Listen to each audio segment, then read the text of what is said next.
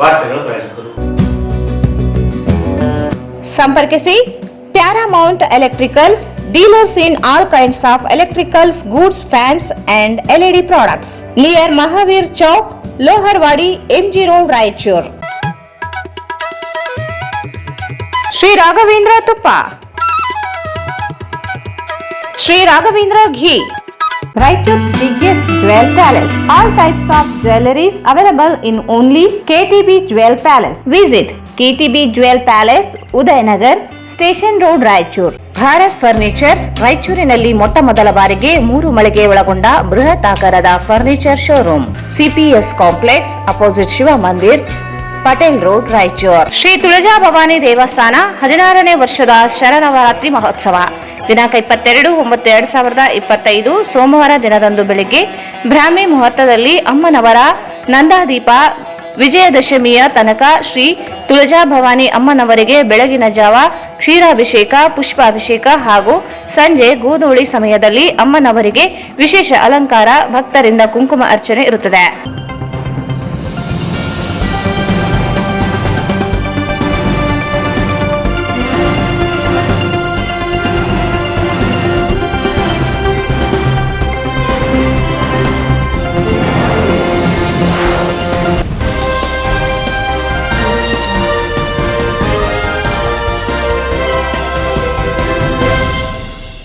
ನಮಸ್ಕಾರ, ವಾರ್ತೆಗೆ ಸ್ವಾಗತ. ಮೊದಲಿಗೆ ಮುಖ್ಯಾಂಶಗಳು. ಕಲ್ಯಾಣ ಕರ್ನಾಟಕ ಜಿಲ್ಲೆಗಳ ಆರೋಗ್ಯ ಸ್ಥಿತಿ ಬದಲಾವಣೆಗೆ 857 ಕೋಟಿ ರೂಪಾಯಿ ಅನುದಾನ, ಸಚಿವ ದಿನೇಶ್ ಗುಂಡೂರಾವ್. ಜಿಲ್ಲೆಯಲ್ಲಿ ಮಳೆ ಹಾನಿ ಸಮೀಕ್ಷೆ ಸೂಚನೆ, ಶೀಘ್ರದಲ್ಲಿ ಪದವಿ ಅತಿಥಿ ಉಪನ್ಯಾಸಕರ ನೇಮಕ ಪ್ರಕ್ರಿಯೆ, ಡಾಕ್ಟರ್ ಶರಣ ಪ್ರಕಾಶ್ ಪಾಟೀಲ್. ವಿವಿಧ ಅಭಿವೃದ್ಧಿ ಕಾಮಗಾರಿ ಉದ್ಘಾಟನೆ, ಶಂಕುಸ್ಥಾಪನೆ, ಗ್ಯಾರಂಟಿ ಯೋಜನೆಗಳು ಇತರ ರಾಜ್ಯಗಳಿಗೆ ಮಾದರಿ, ಸಚಿವ ದಿನೇಶ್ ಗುಂಡೂರಾವ್. ಮಾನಸಯ್ಯ ವಿರುದ್ಧ ಸಲ್ಲದ ಹೇಳಿಕೆ ತಿರುಚುವ ಪ್ರಯತ್ನ, ನಾಗಲಿಂಗಸ್ವಾಮಿ ದಲ್ಲಾಳಿ, MD ಅಮೀರ್ ಅಲಿ. ಕಲ್ಲಾನೆ ಕೇಂದ್ರೀಯ ಗಜಾನನ ಸಮಿತಿಯಿಂದ ಮುಂದಿನ ವರ್ಷ 54 kg ಬೆಳ್ಳಿ ಮೂರ್ತಿ ಪ್ರತಿಷ್ಠಾಪನೆ, ಶ್ರೀನಿವಾಸ್ ಪತಂಗೆ. ವಿಶ್ವ ಪ್ರವಾಸೋದ್ಯಮ ದಿನ, ಪ್ರವಾಸೋದ್ಯಮ ಬೆಳವಣಿಗೆ ರಾಜಕೀಯ ಇಚ್ಛಾಶಕ್ತಿ ಅಗತ್ಯ, ಚೆನ್ನಾರೆಡ್ಡಿ. ವಾಲ್ಮೀಕಿ ನಾಯಕ ಸಮಾಜದ ಕರಡು ಸಮಿತಿ ಅಧ್ಯಕ್ಷ ಸ್ಥಾನದಿಂದ ವೆಂಕಟೇಶ್ ನಾಯಕ್ ಅಸ್ಕಿಹಾಳ ವಜಾ, ಶೀಘ್ರದಲ್ಲಿ ಹೊಸ ಅಧ್ಯಕ್ಷರ ಆಯ್ಕೆ, ಮಹಾದೇವ್ ನಾಯಕ್. ಮತ್ತು ಮಹೇಶ್ ಶೆಟ್ಟಿ ತಮರೋಡಿ ಜಿಲ್ಲೆಗೆ ಗಡಿಪಾರು ಮಾಡಿ ಆದೇಶ, ಗೌರವಯುತವಾಗಿ ಸ್ವಾಗತಿಸಲು ಮನವಿ. ವಾರ್ತೆಗಳ ವಿವರ. ಕಲ್ಯಾಣ ಕರ್ನಾಟಕ ಭಾಗದಲ್ಲಿ ಆರೋಗ್ಯ ಇಲಾಖೆ ಉತ್ತೇಜನಕ್ಕೆ 857 ಕೋಟಿ ರೂಪಾಯಿ ಅನುದಾನ ಮಂಜೂರು ಮಾಡಿ ಕಾಮಗಾರಿ ಪ್ರಾರಂಭವಾಗಿದೆ ಎಂದು ಆರೋಗ್ಯ ಮತ್ತು ಕುಟುಂಬ ಕಲ್ಯಾಣ ಇಲಾಖೆ ಸಚಿವ ದಿನೇಶ್ ಗುಂಡೂರಾವ್ ಹೇಳಿದರು. ಶನಿವಾರ ಸಿಂಧನೂರು ನಗರದ ಸರ್ಕ್ಯೂಟ್ ಹೌಸ್ನಲ್ಲಿ ಸುದ್ದಿಗಾರರೊಂದಿಗೆ ಮಾತನಾಡಿದರು. ಕಲ್ಯಾಣ ಕರ್ನಾಟಕ ಅಭಿವೃದ್ಧಿ ಮಂಡಳಿಯ 350 ಕೋಟಿ ರೂಪಾಯಿ, ಸರ್ಕಾರದ 500 ಕೋಟಿ ರೂಪಾಯಿ ಅನುದಾನ ಈ ಭಾಗದ ಆರೋಗ್ಯ ಇಲಾಖೆಗೆ ಮಾಡಿದ್ದು ಇದೊಂದು ಐತಿಹಾಸಿಕ ಅನುದಾನವಾಗಿದೆ ಎಂದರು. ಜಿಲ್ಲೆಯಲ್ಲಿ 8 ಪ್ರಾಥಮಿಕ ಆರೋಗ್ಯ, 3 ಸಮುದಾಯ ಆರೋಗ್ಯ ಕೇಂದ್ರ ಸ್ಥಾಪನೆ, ಲಿಂಗಸೂರು ತಾಲೂಕಿಗೆ ಕ್ರಿಟಿಕಲ್ ಕೇರ್ ಆಸ್ಪತ್ರೆ ಮಂಜೂರು ಮಾಡಲಾಗಿದೆ. ರಾಯಚೂರು ಜಿಲ್ಲೆಗೆ ಒಟ್ಟು 16 ಹೊಸ ಕಟ್ಟಡ ನಿರ್ಮಾಣ ಮಾಡಲಾಗುತ್ತಿದೆ ಎಂದರು. ಯಾದಗಿರಿ ಸೇರಿ 2 ಜಿಲ್ಲೆಯಲ್ಲಿ ಆರೋಗ್ಯ ಆವಿಷ್ಕಾರ ಯೋಜನೆಗೆ ಸಿಎಂ ಚಾಲನೆ ನೀಡಿದ್ದು, ಆರೋಗ್ಯ ತಪಾಸಣೆಗೆ ಪ್ರಾಮಾಣಿಕ ಪ್ರಯತ್ನ ಮಾಡಲಾಗುವುದು ಎಂದರು. ಬಸವ ಕಲ್ಯಾಣ ಮತ್ತು ಸಿಂಧನೂರು ಆಸ್ಪತ್ರೆಯಲ್ಲಿ ಜಿಲ್ಲಾಸ್ಪತ್ರೆಯನ್ನಾಗಿ ಮೇಲ್ದರ್ಜೆಗೆ ಏರಿಸಿದ್ದು, ಹೆಚ್ಚುವರಿ 100 ಹಾಸಿಗೆಗಳನ್ನು ನೀಡುವ ಮೂಲಕ MR, CT ಸ್ಕ್ಯಾನಿಂಗ್ ಸೇರಿ ಮೂಲಭೂತ ಸೌಕರ್ಯಗಳನ್ನು ಒದಗಿಸಲಾಗುವುದು ಎಂದರು. ರಾಜ್ಯದಲ್ಲಿ 1800 MBBS ವೈದ್ಯರ ನೇಮಕ ಮಾಡಲಾಗಿದೆ. ರಾಜ್ಯದಲ್ಲಿ ವೈದ್ಯರ ಸಮಸ್ಯೆ ಇಲ್ಲ ಎಂದರು. ಈ ಸಂದರ್ಭದಲ್ಲಿ ಜಿಲ್ಲಾ ಉಸ್ತುವಾರಿ ಸಚಿವ ಡಾಕ್ಟರ್ ಶರಣ ಪ್ರಕಾಶ್ ಪಾಟೀಲ್, ಶಾಸಕ ಹಂಪನಗೌಡ ಬಾದರ್ಲಿ ಇದ್ದರು. ನಿಖರವಾದ ಮಾಹಿತಿ ನಿಮಗೆಲ್ಲಿ ಸಿಕ್ಕಿದ್ದು ನನಗೆ ಗೊತ್ತಿಲ್ಲ. ಆದರೆ ನಾವು ಇವತ್ತು ನಕಲಿ ವೈದ್ಯರ ಮೇಲೆ ಅಲ್ಲಲ್ಲಿ ಕ್ರಮಗಳು ತಗೊಳ್ತಾ ಇದ್ದೀವಿ. ಯಾರು ಆ ಥರ ಮಾಡ್ತಾ ಇದ್ದಾರೆ ಅಂಥವ್ರ ಮೇಲೆ ಆಕ್ಷನ್ ತಗೊಳ್ತಕ್ಕಂಥ ಕೆಲಸ ಕೂಡ ಮಾಡ್ತಾ ಇದ್ದೀವಿ. ಅದರಲ್ಲಿ ಗಡಿ ಭಾಗದಲ್ಲಿ ಇರ್ತಕ್ಕಂಥ ಪ್ರದೇಶ, ರಾಜ್ಯ, ಜಿಲ್ಲೆಗಳು ಸ್ವಲ್ಪ ಹೆಚ್ಚಾಗಿರುವಂಥದ್ದು, ಅದನ್ನು ಕೂಡ ಅವ್ರ ಮೇಲೆ ಕೂಡ ಕ್ರಮ ತಗೊಳ್ತಾರೆ. ಈಗ ಇನ್ನೊಂದು ಏನಂತ ಹೇಳಿದ್ರೆ, ವಿಶೇಷವಾಗಿ ಕಲ್ಯಾಣ ಕರ್ನಾಟಕಕ್ಕೆ ಏನು ಸುಮಾರು 15 ಹೊಸ ತಾಲೂಕುಗಳಲ್ಲಿ ಅಲ್ಲಿ ಡಯಾಲಿಸಿಸ್ ಕೇಂದ್ರಗಳಿರಲಿಲ್ಲ. ಈಗ ನಾವು ಹಳೆ ತಾಲೂಕುಗಳಿಗೆ ಹೊಸದಾಗಿ KKRDBಯಿಂದ ಅವ್ರಿಗೆ ಹೊಸ ಡಯಾಲಿಸಿಸ್ ಮೆಷಿನ್ಗಳು ಕೊಡ್ತಾ ಇದ್ದಾರೆ. ಸುಮಾರು 60-65 ಮೆಷಿನ್ಗಳು ಕೊಡ್ತಾ ಇದ್ದಾರೆ. ಇನ್ನು ಉಳಿದಿರತಕ್ಕಂಥ 15 ತಾಲೂಕುಗಳಲ್ಲಿ ನಾವು ಹೊಸದಾಗಿ ಡಯಾಲಿಸಿಸ್ ಕೇಂದ್ರವನ್ನು ಸ್ಥಾಪನೆ ಮಾಡ್ತಕ್ಕಂಥ ನಮ್ಮ ಇಲಾಖೆಯಿಂದ ಮಾಡ್ತಾ ಇದ್ದೀವಿ. ಅದಕ್ಕೆ ಟೆಂಡರ್ ಕೂಡ, ಅದಕ್ಕೆ ಪ್ರೊಸೆಸ್ ಕೂಡ ನಡೆದಿದೆ.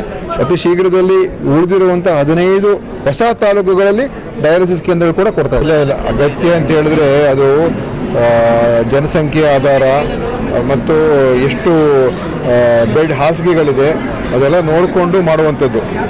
ಅದರಿಂದ ವೈಜ್ಞಾನಿಕವಾಗಿ ನೋಡಿದಾಗ ಅದು ಮಾಡಬೇಕಾಗಿ ಇನ್ನೂ ಹೆಚ್ಚು ಈಗ ಎಲ್ಲವನ್ನು ಕೂಡ ಒಂದೇ ಸಲ ಇನ್ನೆಲ್ಲಾದರೂ ಕೂಡ ಅಗತ್ಯತೆ ಇದ್ದರೆ ಖಂಡಿತ ಅದನ್ನು ಕೂಡ ಮುಂದೊಂದು ದಿವಸ ಪರಿಗಣಿಸ್ತೀವಿ. ಈಗ ಈ ಒಂದು ಕಾಮಗಾರಿಯನ್ನು ಎಲ್ಲ ಮುಕ್ತಾಯ ಮಾಡಿ ಬರುವ ವರ್ಷಕ್ಕೆ ನೀನಾದರೂ ಉಳ್ಕೊಂಡಿದ್ರೆ ಅದನ್ನು ಆ ಸಂದರ್ಭ ತಗೊಳ್ತಕ್ಕಂಥದ್ದು ಅಸಾಧ್ಯ ಆಗ್ತದೆ.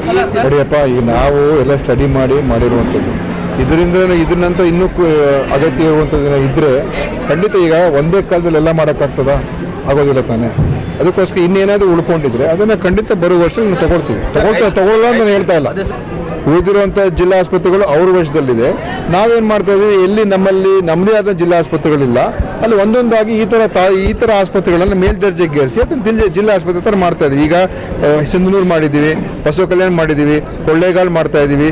ಈ ಥರ ನಾವು ಬೇರೆ ಬೇರೆ ಕಡೆ ಅದನ್ನು ಮೇಲ್ದರ್ಜೆಗೇರಿಸುವಂಥ ಕೆಲಸ ಮಾಡ್ತಾ ಇದ್ದೀವಿ. ನೋಡಿ, ಬೆಂಗಳೂರು ಡಿವಿಷನ್ಗೆ ಅದಕ್ಕೋಸ್ಕರ ನಾವು ಈ ಕಾರ್ಯಕ್ರಮ ಕೊಟ್ಟಿದ್ದು. ಬೆಂಗಳೂರು ಡಿವಿಷನ್ಗೆ 850 ಕೋಟಿ ಕೊಟ್ಟಿದ್ದೀವಿ. ಕಾರ್ಯಕ್ರಮ ಇಲ್ಲ ಗುಲ್ಬರ್ಗ. ಅದಕ್ಕೋಸ್ಕರ ಇಲ್ಲಿಗೇನೆ ಕಲ್ಯಾಣ ಕರ್ನಾಟಕ ಭಾಗಕ್ಕೇನೆ ವಿಶೇಷ ಒಂದು ಅನುದಾನ 5,000 ಕೋಟಿ ರೂಪಾಯಿ ಕೊಡ್ತಾರೆ. ಯಾಕಂದರೆ ಹಿಂದಿನ ಒಂದು ಇತಿಹಾಸದಿಂದ ಬಂದಿರತಕ್ಕಂಥ ಒಂದು ಹಳೆ ಮೈಸೂರಿಗೂ ಇಲ್ಲಿರುವಂಥ ವ್ಯತ್ಯಾಸ ಅದು ಕೂಡ ಹಿಂದೆಯಿಂದ ಬಂದಿರುವಂಥದ್ದು. ಆ ತಾರತಮ್ಯವನ್ನು ಹೋಗಲಾಡಿಸೋದಕ್ಕೋಸ್ಕರನೇ ಇಂಥ ಕಾರ್ಯಕ್ರಮಗಳು ಬರ್ತಾ ಇದೆ. ಅದಕ್ಕೆ ಇನ್ನೂ ಹೆಚ್ಚು ಒತ್ಕೊಳ್ಳೋಣ. ಮುಂದಿನ ದಿವಸದಲ್ಲಿ ಇನ್ನೇನಾದರೂ ಬಾಕಿ ಇದೆ ಅದನ್ನು ಬರುವ ವರ್ಷದಲ್ಲಿ ಕೂಡ ತಗೊಳ್ಬೋದು. ಸರ್ಕಾರಿ ಪ್ರಥಮ ದರ್ಜೆ ಕಾಲೇಜುಗಳಿಗೆ ಶೀಘ್ರವೇ ಅತಿಥಿ ಉಪನ್ಯಾಸಕರ ನೇಮಕಾತಿ ಪ್ರಕ್ರಿಯೆ ಆರಂಭವಾಗಲಿದೆ ಎಂದು ಜಿಲ್ಲಾ ಉಸ್ತುವಾರಿ ವೈದ್ಯಕೀಯ ಶಿಕ್ಷಣ ಡಾಕ್ಟರ್ ಶರಣಪ್ರಕಾಶ್ ಪಾಟೀಲ್ ಹೇಳಿದರು. ಶನಿವಾರ ಸಿಂಧನೂರು ನಗರದ ಸರ್ಕ್ಯೂಟ್ ಹೌಸ್ನಲ್ಲಿ ಮಾಧ್ಯಮಗಳೊಂದಿಗೆ ಮಾತನಾಡಿದರು. ಸೇವಾ ಪರಿಗಣನೆ ಸಂಬಂಧಿಸಿದಂತೆ ನೇಮಕಾತಿ ತಡವಾಗಿದೆ. ಅತಿಥಿ ಉಪನ್ಯಾಸಕರ ನೇಮಕಾತಿಯ ಬಗ್ಗೆ ಉನ್ನತ ಶಿಕ್ಷಣ ಇಲಾಖೆಯಿಂದ ವಿಶೇಷ ಸಭೆ ನಡೆಸಲಾಗಿದ್ದು ಕಾನೂನು ಸಚಿವರೊಂದಿಗೆ ಚರ್ಚಿಸಲಾಗಿದೆ. ಸರ್ಕಾರದಿಂದ ಕೂಡಲೇ ಅತಿಥಿ ಉಪನ್ಯಾಸಕರ ನೇಮಕಾತಿ ಮಾಡಿಕೊಳ್ಳಲು ಕ್ರಮ ಕೈಗೊಳ್ಳಲಾಗುವುದು ಎಂದರು. ರಾಜ್ಯದಲ್ಲಿ ಮಳೆ ಹಾನಿಯಾದ ಬಗ್ಗೆ ವರದಿ ಸಲ್ಲಿಸಲು ಮುಖ್ಯಮಂತ್ರಿಗಳು ಜಿಲ್ಲಾ ಅಧಿಕಾರಿಗಳಿಗೆ ಸೂಚನೆ ನೀಡಿದ್ದು ರಾಯಚೂರಿನಲ್ಲಿಯೂ ಅತಿ ಹೆಚ್ಚು ಮಳೆಯಾಗಿದ್ದು ಈ ಬಗ್ಗೆಯೂ ಸರ್ಕಾರದ ಗಮನಕ್ಕೆ ಇದೆ. ಕೂಡಲೇ ಬೆಳೆ ಹಾನಿ ಸಮೀಕ್ಷೆ ನಡೆಸಿ ಸರ್ಕಾರಕ್ಕೆ ವರದಿ ಸಲ್ಲಿಸಲು ಜಿಲ್ಲಾಧಿಕಾರಿಗಳಿಗೆ ಸೂಚಿಸಲಾಗಿದೆ. ಮಳೆ ವಾತಾವರಣ ಸೆಪ್ಟೆಂಬರ್ 30ರವರೆಗೆ ಮುಂದುವರಿಯುವ ಬಗ್ಗೆ ಮಾಹಿತಿ ಇದ್ದು ಭತ್ತ ಹೊರತುಪಡಿಸಿ ತೊಗರಿ, ಸೂರ್ಯಕಾಂತಿ, ಸಜ್ಜೆ ಸೇರಿದಂತೆ ಎಲ್ಲಾ ಬೆಳೆಗಳು ಸತತ ಮಳೆಯಿಂದ ನೀರಿನಲ್ಲಿ ಇದ್ದು ಅವುಗಳ ರಕ್ಷಣೆಗೆ ಮುಂಜಾಗ್ರತಾ ಕ್ರಮಗಳನ್ನು ಕೈಗೊಂಡು ಬೆಳೆ ಉಳಿಸಲು ಕೃಷಿ ಇಲಾಖೆ ಸೂಚಿಸಲಾಗಿದೆ ಎಂದು ಹೇಳಿದರು. ಪಡಿತರ ಅಕ್ಕಿ ಅಕ್ರಮ ಸಾಗಾಣಿಕೆ ಮಾಡಿ ಕಾಳಸಂತೆಗೆ ಮಾರಾಟ ಮಾಡುವವರ ವಿರುದ್ಧ ಕಠಿಣ ಕ್ರಮ ಕೈಗೊಳ್ಳಲು ಜಿಲ್ಲಾಧಿಕಾರಿಗಳಿಗೆ, ಪೊಲೀಸ್ ವರಿಷ್ಠಾಧಿಕಾರಿಗಳಿಗೆ ಸೂಚನೆ ನೀಡಿದ್ದೇನೆ. ಯಾರೂ ಸಹ ಉಪವಾಸ ಮಲಗಬಾರದು ಎಂದು ಯೋಜನೆ ತಂದಿದ್ದು ಸಾರ್ವಜನಿಕರು ಸಹ ಯೋಜನೆಯ ದುರುಪಯೋಗಪಡಿಸಿಕೊಳ್ಳಬಾರದು ಎಂದು ಮನವಿ ಮಾಡಿದರು. ಸಿಂಧನೂರಿನ ತಾಲೂಕು ವ್ಯಾಪ್ತಿಯ 19 ಹಳ್ಳಿಗಳನ್ನು ಮಸ್ಕಿಗೆ ಸೇರ್ಪಡೆ ಬಗ್ಗೆ ಪ್ರಕ್ರಿಯೆ ನೀಡಿದ ಅವರು 2 ಶಾಸಕರು ಪತ್ರ ನೀಡಿದ್ದು ಆದರೆ ಅಂತಿಮ ನಿರ್ಧಾರ ಜನರದ್ದಾಗಿದೆ. ಸ್ಥಳೀಯ ಜನರ ಅಭಿಪ್ರಾಯ ಸಂಗ್ರಹಿಸಿ ಈ ಬಗ್ಗೆ ತೀರ್ಮಾನ ಮಾಡುತ್ತೇವೆ ಎಂದರು. ಮೆಡಿಕಲ್ ಸೀಟ್ಗಳ ಹಂಚಿಕೆಯಲ್ಲಿ ಯಾರಿಗೂ ತೊಂದರೆ ಆಗಿಲ್ಲ. ಸರ್ಕಾರಿ 400, ಖಾಸಗಿ 600 ಮೆಡಿಕಲ್ ಸೀಟ್ಗಳನ್ನು ಹಂಚಿಕೆ ಮಾಡಲಾಗಿದೆ ಎಂದು ಹೇಳಿದರು. ಈ ಸಂದರ್ಭದಲ್ಲಿ ಆರೋಗ್ಯ ಮತ್ತು ಕುಟುಂಬ ಕಲ್ಯಾಣ ಇಲಾಖೆ ಸಚಿವ ದಿನೇಶ್ ಗುಂಡೂರಾವ್, ಶಾಸಕ ಹಂಪನಗೌಡ ಬಾದರ್ಲಿ ಇದ್ದರು. ಈಗ ನೋಡಿ 30 ತನಕ ಆರೆಂಜ್ ಅಲರ್ಟ್ ಇದೆ ಈ ಭಾಗದಲ್ಲಿ. ಹಾಗಾಗಿ ನಾವು ಈಗಾಗಲೇ ಒಂದು ರೌಂಡ್ ಸಮೀಕ್ಷೆ ಆಗಿದೆ. ಆದರೆ ಇನ್ನೂ ಆರೆಂಜ್ ಅಲರ್ಟ್ ಇರೋದ್ರಿಂದ ನೀವು ಇನ್ನೂ ಸ್ವಲ್ಪ 2 ಮುಗಿದ ಮೇಲೆ ಅದು ಇನ್ನೊಂದು ಸರಿ ಸಂಪೂರ್ಣ ಸಮೀಕ್ಷೆ ಮಾಡಿ ಎಲ್ಲೆಲ್ಲಿ ರೈತರಿಗೆ ಹಾನಿಯಾಗಿದೆ ಅದಕ್ಕೆ ಪರಿಹಾರ ಕೊಡಿಸೋದಕ್ಕೆ ಮನೆ ಹಾನಿ ನಾ ಲಾಸ್ಟ್ ಟೈಮ್ ಬಂದಾಗನೂ ಕೂಡ ನಾನು ನೋಡಿದ್ದೆ. ಈಗ ನಾನು ಒಂದು ವರದಿನೂ ತರಿಸ್ಕೊಂಡಿದ್ದೆ. ಈಗ ಇತ್ತೀಚಿನ 4-5 ದಿನದಲ್ಲಿ ಆಗಿರ್ತಕ್ಕಂಥ ಮಳೆ ಹಾನಿಯಲ್ಲಿ ಹಾನಿಯಾಗಿದೆ. ಹಾಗಾಗಿ ಅದನ್ನು ನಾವು ರಿಪೋರ್ಟ್ ಬಂದ ಮೇಲೆ ಎಲ್ಲ ವೀಕ್ಷಣೆ ಮಾಡಿ ಒಂದು ತೊಗೊಂಡು ನಾನು ಮಾಡ್ತೀನಿ. ಇತ್ತೀಚಿನ 5-6 ದಿನದ ಮಳೆಯಲ್ಲಿ ಇಲ್ಲಿನೂ ಕೂಡ ಭಾಳ ಲಾಸ್ ಆಗಿದೆ. ಹಾಗಾಗಿ ಎಲ್ಲ ನಾವು ಅದಕ್ಕೆ ಏನು ಹೇಳಿದ್ವಿ, ಸಮೀಕ್ಷೆ ಸ್ವಲ್ಪ ಸ್ಲೋ ಆಗಿ ಮಾಡಿ. ಯಾಕಂದರೆ ಇನ್ನು 30ನೇ ತಾರೀಕು ತನಕ ಆರೆಂಜ್ ಅಲರ್ಟ್ ಇರೋದ್ರಿಂದ ಅದಾದಮೇಲೆ ನಾವು ಸಮೀಕ್ಷೆ ಮಾಡಿ ಒಂದು ವರದಿ ಸರ್ಕಾರಕ್ಕೆ ನಾನು ಕಂದಾಯ ಸಚಿವರು ಕೂಡ ಮಾತಾಡಿದ್ದೀನಿ. ಹಾಗಾಗಿ ಅವರು ಕೂಡ ಇದಕ್ಕೆ ಇಮಿಡಿಯೇಟ್ಲಿ ಏನಾದರೂ ಮಾಡ್ತಾರೆ. ಈಗ ನಾನು ಇದ್ರ ಬಗ್ಗೆ ನನ್ನ ಮಾಹಿತಿ ಬಂದ ಮೇಲೆ ಜಿಲ್ಲಾಧಿಕಾರಿಗಳಿಗೆ ಹೇಳಿದ್ದೀನಿ. ಎಲ್ಲೆಲ್ಲಿ ಈ ರೀತಿ ಆಗಿರೋರ ಮೇಲೆ ಲಿಂಗಸೂರಲ್ಲಿ ಈಗಾಗಲೇ ಕ್ರಮ ಆಗಿದೆ. ಈಗ PD ಮೇಲೆ ಕೂಡ ಕೆಲವು ಜನ ದೂರು ಕೊಟ್ಟಿದ್ದಾರೆ, ನಿಮ್ಮ ಮಾಧ್ಯಮಗಳು ಕೂಡ ಬಂದಿದೆ. ಅದಕ್ಕೆ ಸತ್ಯಾಸತ್ಯತೆಯನ್ನು ಪರಿಶೀಲನೆ ಮಾಡಿ ಒಂದು ವರದಿ ಕೊಡಕ್ಕೆ ಹೇಳಿದ್ದೀನಿ. ಒಂದು ವೇಳೆ ಅದೇನಾದರೂ ಇದ್ರೆ ನಾವು will take action as per law. ಈಗ ಅದ್ರ ಬಗ್ಗೆನೇ ಒಂದು ಪರಿಶೀಲನೆ ಮಾಡಿ ವರದಿ ಕೊಡಕ್ಕೆ ಡೆಪ್ಟಿ ಕಮಿಷನರ್ ಹೇಳಿದ್ದೀನಿ ನಾನು. ರಾಜ್ಯ ಸರ್ಕಾರದಿಂದ ಜಾರಿಗೆ ತಂದಿರುವ ಗ್ಯಾರಂಟಿ ಯೋಜನೆಗಳು ಮಾದರಿಯಾಗಿದ್ದು ಅದನ್ನು ಅನುಸರಿಸಲು ಇತರೆ ರಾಜ್ಯಗಳು ಚಿಂತನೆ ನಡೆಸಿವೆ ಎಂದು ಆರೋಗ್ಯ ಮತ್ತು ಕುಟುಂಬ ಕಲ್ಯಾಣ ಇಲಾಖೆ ಸಚಿವ ದಿನೇಶ್ ಗುಂಡೂರಾವ್ ಹೇಳಿದರು. ನಗರದ ಸತ್ಯಗಾರ್ಡನ್ನಲ್ಲಿ ಶನಿವಾರ ಆಯೋಜಿಸಿದ್ದ ತಾಯಿ ಮಕ್ಕಳ ಆಸ್ಪತ್ರೆ ಉದ್ಘಾಟನೆ, ನೂತನ ಜಿಟಿಟಿಸಿ ತರಬೇತಿ ಕೇಂದ್ರ ಸೇರಿ ವಿವಿಧ ಅಭಿವೃದ್ಧಿ ಕಾಮಗಾರಿಗೆ ಉದ್ಘಾಟನೆ, ಶಂಕುಸ್ಥಾಪನೆ ನೆರವೇರಿಸಿ ಮಾತನಾಡಿದರು. ಕಾಂಗ್ರೆಸ್ ಸರ್ಕಾರ ಮಾತು ಕೊಟ್ಟಂತೆ ನಡೆದುಕೊಂಡಿದೆ. ಅಧಿಕಾರಕ್ಕೆ ಬಂದ ನಂತರ ಗ್ಯಾರಂಟಿ ಯೋಜನೆಗಳನ್ನು ಸಮರ್ಪಕವಾಗಿ ಅನುಷ್ಠಾನಗೊಳಿಸಲಾಗಿದೆ. ಸರ್ಕಾರದಿಂದ ಸಿಗುವ ಸವಲತ್ತು ನೇರವಾಗಿ ಫಲಾನುಭವಿಗಳಿಗೆ ಸಿಗಬೇಕೆಂಬ ಸಿಎಂರ ಉದ್ದೇಶ ಈಡೇರಿದೆ. ಗ್ಯಾರಂಟಿ ಯೋಜನೆ ಇತರೆ ರಾಜ್ಯಗಳಿಗೆ ಮಾದರಿಯಾಗಿದೆ ಎಂದರು. ಬಿಜೆಪಿ ಅಭಿವೃದ್ಧಿ ಸಹಿಸದೆ ಆರೋಪ ಮಾಡುತ್ತಿದ್ದು ಇದರಲ್ಲಿ ಹುರುಳಿಲ್ಲ. ಸರ್ಕಾರದಲ್ಲಿ ಹಣವಿಲ್ಲ ಎಂದು ಬಿಜೆಪಿ ಬೊಬ್ಬೆ ಹೊಡೆಯುತ್ತಿದೆ. ಹೊಸ ಆರೋಗ್ಯ ಕೇಂದ್ರ ಜಿಟಿಆರ್ಟಿಸಿ ಕೇಂದ್ರ ಆರಂಭಿಸಲಾಗಿದೆ. ಕಲ್ಯಾಣ ಕರ್ನಾಟಕದಲ್ಲಿನ ಆರೋಗ್ಯ ಕೇಂದ್ರದ ಕೊರತೆ ನೀಗಿಸಿದ್ದೇವೆ. ಆರೋಗ್ಯ ಆವಿಷ್ಕಾರಗಳನ್ನು ಅನುಷ್ಠಾನಗೊಳಿಸಿದ್ದೇವೆ. ಕಲ್ಯಾಣ ಕರ್ನಾಟಕ ಭಾಗಕ್ಕೆ 857 ಕೋಟಿ ರೂಪಾಯಿ ಅನುದಾನ ನೀಡಿ ಆರೋಗ್ಯ ಸುಧಾರಣೆಗೆ ನೀಡಿದ್ದೇವೆ. ಈಗಾಗಲೇ ಟೆಂಡರ್ ಕರೆದು ಕಾಮಗಾರಿ ಆರಂಭಿಸಲಾಗಿದೆ ಎಂದರು. ಜಿಲ್ಲೆಗೆ 16 ಹೊಸ ಕಟ್ಟಡ ನಿರ್ಮಾಣವಾಗುತ್ತಿದೆ. ಲಿಂಗಸ್ಕೂರಿನಲ್ಲಿ 20 ಕೋಟಿ ರೂಪಾಯಿನಲ್ಲಿ ಕ್ರಿಟಿಕಲ್ ಕೇರ್ ನೀಡಲಾಗಿದೆ. ನಮ್ಮ ಅಭಿವೃದ್ಧಿ ಬಗ್ಗೆ ಮಾತನಾಡುವ ನೈತಿಕತೆ ಬಿಜೆಪಿಗೆ ಇಲ್ಲ. ದೇಶದಲ್ಲಿ ಅತಿ ಹೆಚ್ಚು ತೆರಿಗೆ ನಮ್ಮ ರಾಜ್ಯವೇ ನೀಡುತ್ತಿದೆ. ಕೇಂದ್ರ ಈಗ ಕೇವಲ 13 ಪೈಸೆಯಷ್ಟು ಅನುದಾನ ಬರುತ್ತಿದೆ. ಬರಗಾಲದ ಹಣ ಕೂಡ ಕೊಡಲಿಲ್ಲ. ಕೋರ್ಟ್ ಮೂಲಕ ಹಣ ಪಡೆಯಬೇಕಾಯಿತು. ನಮಗೆ ಕೇಂದ್ರದಿಂದ ಅನ್ಯಾಯವಾಗುತ್ತಿದೆ. ರಾಜಕಾರಣ ಮಾಡಿ ಜನರನ್ನು ಕಂಗೆಡಿಸುತ್ತಿದೆ. ಅಭಿವೃದ್ಧಿ ಪ್ರಶ್ನಿಸಲಿ, ದಾರಿ ತಪ್ಪಿಸುವ ಕೆಲಸ ಮಾಡಬೇಡಿ ಎಂದು ತಿಳಿಸಿದರು. ನಮ್ಮ ಸರ್ಕಾರದ ಅವಧಿಯಲ್ಲೇ ಉದ್ಘಾಟನೆ ಆಗ್ತಕ್ಕಂಥದ್ದು ಕೂಡ ಮಾಡಬೇಕು. ಅವರು ಹಂಪನಗೌಡರು ಭಾಗದಲ್ಲಿ ಉದ್ಘಾಟನೆ ಆಗಬೇಕು. ಉದ್ಘಾಟನೆ ನನ್ನ ಪಡೆದ ನಾನು ಕೂಡ ಬರ್ತೀನಿ ಅಂತ ಹೇಳ್ತಾ ಇದ್ದಾರೆ. ಅದರಿಂದ ಈ ರೀತಿಯಾಗಿ ಇದೊಂದು ಮತ್ತು MCH ಆಸ್ಪತ್ರೆ ಅದು ಕೂಡ ಕಾಮಗಾರಿ ಮುಕ್ತಾಯ ಆಗಿ ಅದಕ್ಕೆ ಅಗತ್ಯ ಇರುವಂತಹ ಸಿಬ್ಬಂದಿ, ಅಗತ್ಯ ಇರುವಂತಹ ಸಲಕರಣೆಗಳೆಲ್ಲವೂ ಕೂಡ ಕೊಟ್ಟಾಗಿದೆ. ಅದು ಇವತ್ತು ಉದ್ಘಾಟನೆ ಆಗ್ತಾ ಇದೆ. ಅದರ ಒಂದು ಪ್ರಯೋಜನ ಕೂಡ ಸಿಗ್ತದೆ. ಅದರ ಮುಖಾಂತರ ಇಲ್ಲಿಗೆ ನಾವು ಈ ಒಂದು ಒಳ್ಳೆಯ ಕೊಡುಗೆಯನ್ನು ಕೊಡ್ತಕ್ಕಂಥದ್ದು. ನಮ್ಮ ರಾಯಚೂರಿಗೆ ನಾವು ಬಂದ್ಮೇಲೆ 8 ಹೊಸ ಪ್ರಾಥಮಿಕ ಆರೋಗ್ಯ ಕೇಂದ್ರಗಳನ್ನು ಕೊಟ್ಟಿದ್ದೇವೆ. ಈ ಒಂದು ಒಟ್ಟಾರೆ ಹೊಸ 8 ಪ್ರಾಥಮಿಕ ಆರೋಗ್ಯ ಕೇಂದ್ರ, 5 ಸಮುದಾಯ ಕೇಂದ್ರಗಳನ್ನು ಅಂದ್ರೆ 4 ಪ್ರಾಥಮಿಕ ಆರೋಗ್ಯ ಕೇಂದ್ರವನ್ನು ಮೇಲ್ದರ್ಜೆಗೇರಿಸಿ ಅದರ ಸಮುದಾಯ ಆರೋಗ್ಯ ಕೇಂದ್ರವನ್ನಾಗಿ ನಾವು ಮಾಡಿಸ್ತಾ ಇದ್ದೀವಿ. ಮತ್ತು ಒಂದು ನಗರ ಪ್ರಾಥಮಿಕ ರಾಯಚೂರಿನಲ್ಲಿ ಒಂದು ನಗರ ಒಂದು ಸಮುದಾಯ ಆರೋಗ್ಯ ಕೇಂದ್ರವನ್ನ ಮಾಡ್ತಾ ಇದ್ದೀವಿ. ಮತ್ತು ಈ ಜಿಲ್ಲಾ ಆಸ್ಪತ್ರೆ ಒಟ್ಟಾರೆ ಇಲ್ಲಿಗೇನೆ ಸುಮಾರು ರಾಯಚೂರು ಜಿಲ್ಲೆಗೇನೆ ಎಲ್ಲ PHC, CHC, ಅರ್ಬನ್ PHC ಮತ್ತು ಈ ಜಿಲ್ಲಾ ಆಸ್ಪತ್ರೆ ಸೇರಿಸಿದ್ರೆ ಸುಮಾರು 16 ಹೊಸ ಕಟ್ಟಡಗಳ ನಿರ್ಮಾಣ ಆಗ್ತಾ ಇದೆ. ಮತ್ತು ಹೊಸ ಸೇವೆಗಳನ್ನು ಕೂಡ ಇಲ್ಲಿ ಸಿಗ್ತಕ್ಕಂಥದ್ದಕ್ಕೆ ಆಗ್ತಾ ಇದೆ. ಮತ್ತು ಲಿಂಗಸೂರಿನಲ್ಲಿ ಒಂದು ಸುಮಾರು 20 ಕೋಟಿ ರೂಪಾಯಿ ವೆಚ್ಚದಲ್ಲಿ 21 ಕೋಟಿ ರೂಪಾಯಿ ವೆಚ್ಚದಲ್ಲಿ ಕ್ರಿಟಿಕಲ್ ಕೇರ್ ಬ್ಲಾಕ್ ಅನ್ನು ಕೂಡ ಅಪ್ರೂವ್ ಮಾಡಿದ್ದೀವಿ. ಟೆಂಡರ್ ಕೂಡ ಕರೆದಿದ್ದೀವಿ. ಬಹುಶಃ ಬರೋ ತಿಂಗಳಿಗೆ ಅಲ್ಲಿ ಲಿಂಗಸೂರಿಗೂ ಕೂಡ ಅಲ್ಲಿ ಹೊಸ ಒಂದು ಕ್ರಿಟಿಕಲ್ ಕೇರ್ ಯೂನಿಟ್ ಅನ್ನು ಕೂಡ ನಾವು ಹೋಗ್ತಾ ಇದ್ದೇವೆ. ಇಷ್ಟು ಕೆಲಸ ಆಗ್ತಾ ಇದೆ. ನನ್ನ ಇಲಾಖೆ ನಾನು ಹೇಳಿಲ್ಲ ಅಷ್ಟೇ. ಈಗ ಶರಣ್ ಪ್ರಕಾಶ್ ಪಾಟೀಲ್ ಅವ್ರದ್ದು ಬೇಕಾದಷ್ಟು ಇರ್ತದೆ. ಅದು ಸ್ಕಿಲ್ ಡೆವಲಪ್ಮೆಂಟ್, ಈಗ ಶಿಕ್ಷಣ ಇಲಾಖೆ, ಈಗಾಗಲೇ ಅಪ್ಪನಗೌಡರು ಹೇಳೋದು ಇಷ್ಟು ಕೆಲಸ ಆಗ್ತಾ ಇದೆ. ಎಲ್ಲಿ ನಾವು ಅಭಿವೃದ್ಧಿಯನ್ನ ಮಾಡ್ತಾ ಇಲ್ಲ ಅಂತ ಹೇಳೋದಕ್ಕೆ ಯಾವ ನೈತಿಕತೆ ವಿರೋಧ ಪಕ್ಷಕ್ಕೆ ಇದೆ ಅಂತ ನನಗೆ ಕೇಳೋದಕ್ಕೆ ಬಯಸ್ತೇನೆ. ಎಲ್ಲಿ ಕೊಡ್ತಾ ಇದೆ? ಒಂದ್ ಕಡೆ ಸಾಮಾಜಿಕ ನ್ಯಾಯಕ್ಕೂ ಕೂಡ ಒತ್ತು ಕೊಡ್ತಾ ಇದೆ, ಒಂದ್ ಕಡೆ ಅಭಿವೃದ್ಧಿಗೂ ಒತ್ತು ಕೊಡ್ತಾ ಇದೆ, ಇನ್ನೊಂದು ಕಡೆ ಎಲ್ಲೆಲ್ಲಿ ಏನೇನು ಕೇಂದ್ರ ಸರ್ಕಾರ ನಮ್ಗೆ ಎಷ್ಟು ಕಷ್ಟ ಇದ್ರೂ ಕೂಡ ನಮ್ಗೇನು ಅನುದಾನದಲ್ಲಿ ಎಷ್ಟು ತೊಂದರೆ ಆಗ್ತಾ ಇದೆ.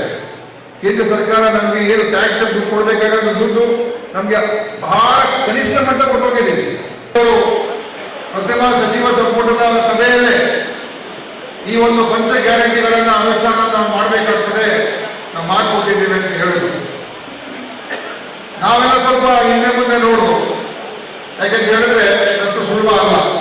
ಇದಕ್ಕೆ ಅಗತ್ಯ ಇರುವಂತಹ ಆರ್ಥಿಕ ಒಂದು ನೆರವು ಏನಿದೆ, ಅಗತ್ಯ ಒಂದು ಆರ್ಥಿಕ ಒಂದು ಅವಶ್ಯಕತೆ ಏನಿದೆ, ಬಹಳ ದೊಡ್ಡ ಮಟ್ಟದ ಒಂದು ಮೊತ್ತ ಇದೆ.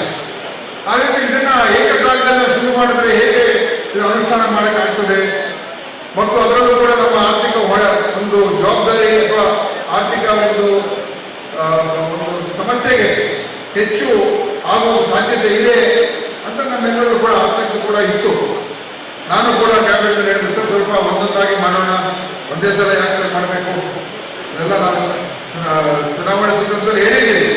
ಆದರೆ ಎಲ್ಲವೂ ಒಂದೇ ಏಕಕಾಲದಲ್ಲಿ ಮಾಡೋಕ್ಕಾಗದೆ ಇರ್ತಕ್ಕಂಥದ್ದು ಕೂಡ ಇರೋದ್ರಿಂದ ಒಂದು ಹಂತವಾಗಿ ಮಾಡೋಣ ಅಂತ ನಾವೆಲ್ಲ ತುಂಬ ಕೆಲವರು ಸಲಹೆಗಳು ಕೊಡ್ಬೋದು. ಆದರೆ ನಮ್ಮ ಮುಖ್ಯಮಂತ್ರಿಯವರು ಇದನ್ನು ಕೊಟ್ಟ ಮಾತನ್ನು ಉಳಿಸ್ಕೊಳ್ಳೇಬೇಕು ಅಂತೇಳಿ ಎಷ್ಟೇ ಕಷ್ಟ ಬಂದರೂ ಕೂಡ ಏನು ನಾವು ನಮ್ಮ ಮಹಿಳೆಯರಿಗೆ ತಿಂಗಳಿಗೆ 2,000 ರೂಪಾಯಿ ಕೊಡುವಂಥದ್ದಿರ್ಬೋದು, ಉಚಿತವಾದಂಥ ವಿದ್ಯುತ್ ಶಕ್ತಿಯನ್ನು ಕೊಡುವಂಥದ್ದಿರ್ಬೋದು, ಅನ್ನಭಾಗ್ಯ ಯೋಜನೆಗೆ 10 kg ಕೊಡುವಂಥದ್ದಿರ್ಬೋದು, ಅಥವಾ ಏನು ನಮ್ಮ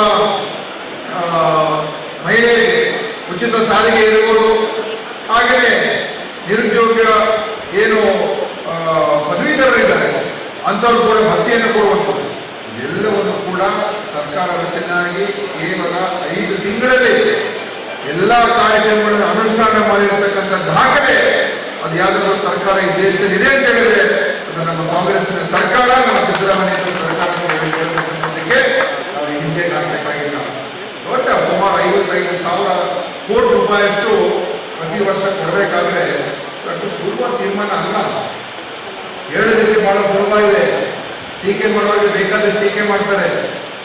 ಆದರೆ ಇವತ್ತು ಯಾವುದೇ ಒಂದು ಸಮಸ್ಯೆ ಇಲ್ಲದೆ, ತೊಂದರೆ ಇಲ್ಲದೆ ನೇರವಾಗಿ ಅವರಿಗೆ ಫಲಾನುಭವಿಗಳಿಗೆ ಅವರ ಅಕೌಂಟ್ಗಳಿಗೆ ನೇರವಾಗಿ ಹೋಗ್ತಾ ಇರ್ತಕ್ಕಂಥದ್ದು, ಯಾರ ಮಧ್ಯವರ್ತಿಗಳಿಲ್ಲ, ಯಾರು ಇದು ಮಾಡಬೇಕಾದ್ರೆ ಇದಕ್ಕೆ ದೊಡ್ಡ ಹೃದಯ ಬೇಕು, ದೊಡ್ಡ ಇಚ್ಛಾಶಕ್ತಿ ಬೇಕು, ದೊಡ್ಡ ಮನಸ್ಸಿರಬೇಕು ಮತ್ತು ಎಲ್ಲಕ್ಕಿಂತ ಜಿಲ್ಲಾ ಉಸ್ತುವಾರಿ ಸಚಿವರಾದ ಡಾಕ್ಟರ್ ಶಾಣಾ ಪ್ರಕಾಶ್ ಪಾಟೀಲ್ ಮಾತನಾಡಿದರು. ನಾನು ಕೌಶಲ್ಯಾಭಿವೃದ್ಧಿ ಸಚಿವನಾದ ಮೇಲೆ ನಾನು ಬಹಳ ಇದನ್ನ ಪರಿಶೀಲನೆ ಮಾಡಿ ನೋಡಿದಾಗ ನಮ್ಮ ರಾಜ್ಯದಲ್ಲಿ 270 ITI ಕಾಲೇಜುಗಳಿವೆ, ಸರ್ಕಾರಿ ITI college, 190 aided ITI colleges ಇವೆ ಮತ್ತು ಸುಮಾರು 800 ಜಾಸ್ತಿ ಖಾಸಗಿ ITI ಕಾಲೇಜುಗಳಿವೆ. ನಮ್ಮ ITI ಕಾಲೇಜಲ್ಲಿ ಓದತಕ್ಕಂಥ ಮಕ್ಕಳು ಪ್ಲೇಸ್ಮೆಂಟ್ ಅನ್ನ ನೋಡ್ತೀವಿ ನಾವು, ಯಾಕಂದ್ರೆ ಔಟ್ಕಮ್ ಇಸ್ ವೆರಿ ಇಂಪಾರ್ಟೆಂಟ್. ಯಾವಾಗ ನಾವು ಯಾವುದೇ ಶಿಕ್ಷಣ ನಮ್ಮ ಮಕ್ಕಳಿಗೆ ನಾವು ಕೊಡ್ತೀವಿ, ಅದಾದ್ಮೇಲೆ ಅದ್ರ ಉದ್ಯೋಗ ಏನಾಗ್ತಾ ಇದೆ ಅನ್ನೋದು ಬಹಳ ಮುಖ್ಯ, ಔಟ್ಪುಟ್ ಬಹಳ ಮುಖ್ಯ. ಹಾಗಾಗಿ ಅದನ್ನ ನಾನು ಅನಲೈಸ್ ಮಾಡಿದಾಗ ITIದಲ್ಲಿ ಓದ್ತಕ್ಕಂಥವ್ರಿಗೆ ಸುಮಾರು 40% ಜನರಿಗೆ ನೌಕರಿ ಸಿಗ್ತಾ ಇದೆ. ಅದಾದ್ಮೇಲೆ ನಮ್ಮ ಇಲಾಖೆಯಲ್ಲಿ KGTI ಅಂತಿದೆ, ಅಂದ್ರೆ ಕರ್ನಾಟಕ ಮತ್ತು ಜರ್ಮನ್ ಒಪ್ಪಂದ ಮಾಡಿಕೊಂಡಿರ್ತಕ್ಕಂಥ ಒಂದು 6 ಸಂಸ್ಥೆಗಳಿವೆ, 2 ಉಪಸಂಸ್ಥೆಗಳಿವೆ, 8 ಸಂಸ್ಥೆಗಳಿವೆ. ಅದರಲ್ಲಿ ಶಾರ್ಟ್ ಟರ್ಮ್ ಟ್ರೈನಿಂಗ್ ಅನ್ನ ಕೊಡ್ತೀವಿ ನಾವು. GDTCಯಲ್ಲಿ ಶಾರ್ಟ್ ಟರ್ಮ್ ಇದೆ, ಲಾಂಗ್ ಟರ್ಮ್ ಇದೆ. KGTI ಅಲ್ಲಿ ಶಾರ್ಟ್ ಟರ್ಮ್ ಟ್ರೈನಿಂಗ್ ತೆಗೆದುಕೊಂಡವರಿಗೆ ಸುಮಾರು 60% ನೌಕರಿ ಸಿಗ್ತಾ ಇದೆ. ಮತ್ತು ನಮ್ಮ GDTC ನಾನು ತೆಗೆದುಕೊಂಡಾಗ 33 ಕಾಲೇಜುಗಳಿತ್ತು, ಈಗ ನಾವು 5 ಹೆಚ್ಚು ಮಾಡಿದ್ದೀವಿ. ಒಂದು ನಮ್ಮ ರಾಯಚೂರು ಜಿಲ್ಲೆಯಲ್ಲಿ ಅದು ಲಿಂಗಸೂರಲ್ಲಿ ಒಂದು GDTC ಇತ್ತು, ಈಗ ನಾವು ಸಿಂಧನೂರಲ್ಲಿ ಒಂದು ಮಾಡಿದ್ದೀವಿ ಮತ್ತು ರಾಯಚೂರು ಗ್ರಾಮೀಣದಲ್ಲಿ ಒಂದು ಮಾಡಿದ್ದೀವಿ. 2 GDTC ನಾವು ರಾಯಚೂರು ಜಿಲ್ಲೆಗೆ ಕೊಟ್ಟಿದ್ದೀವಿ.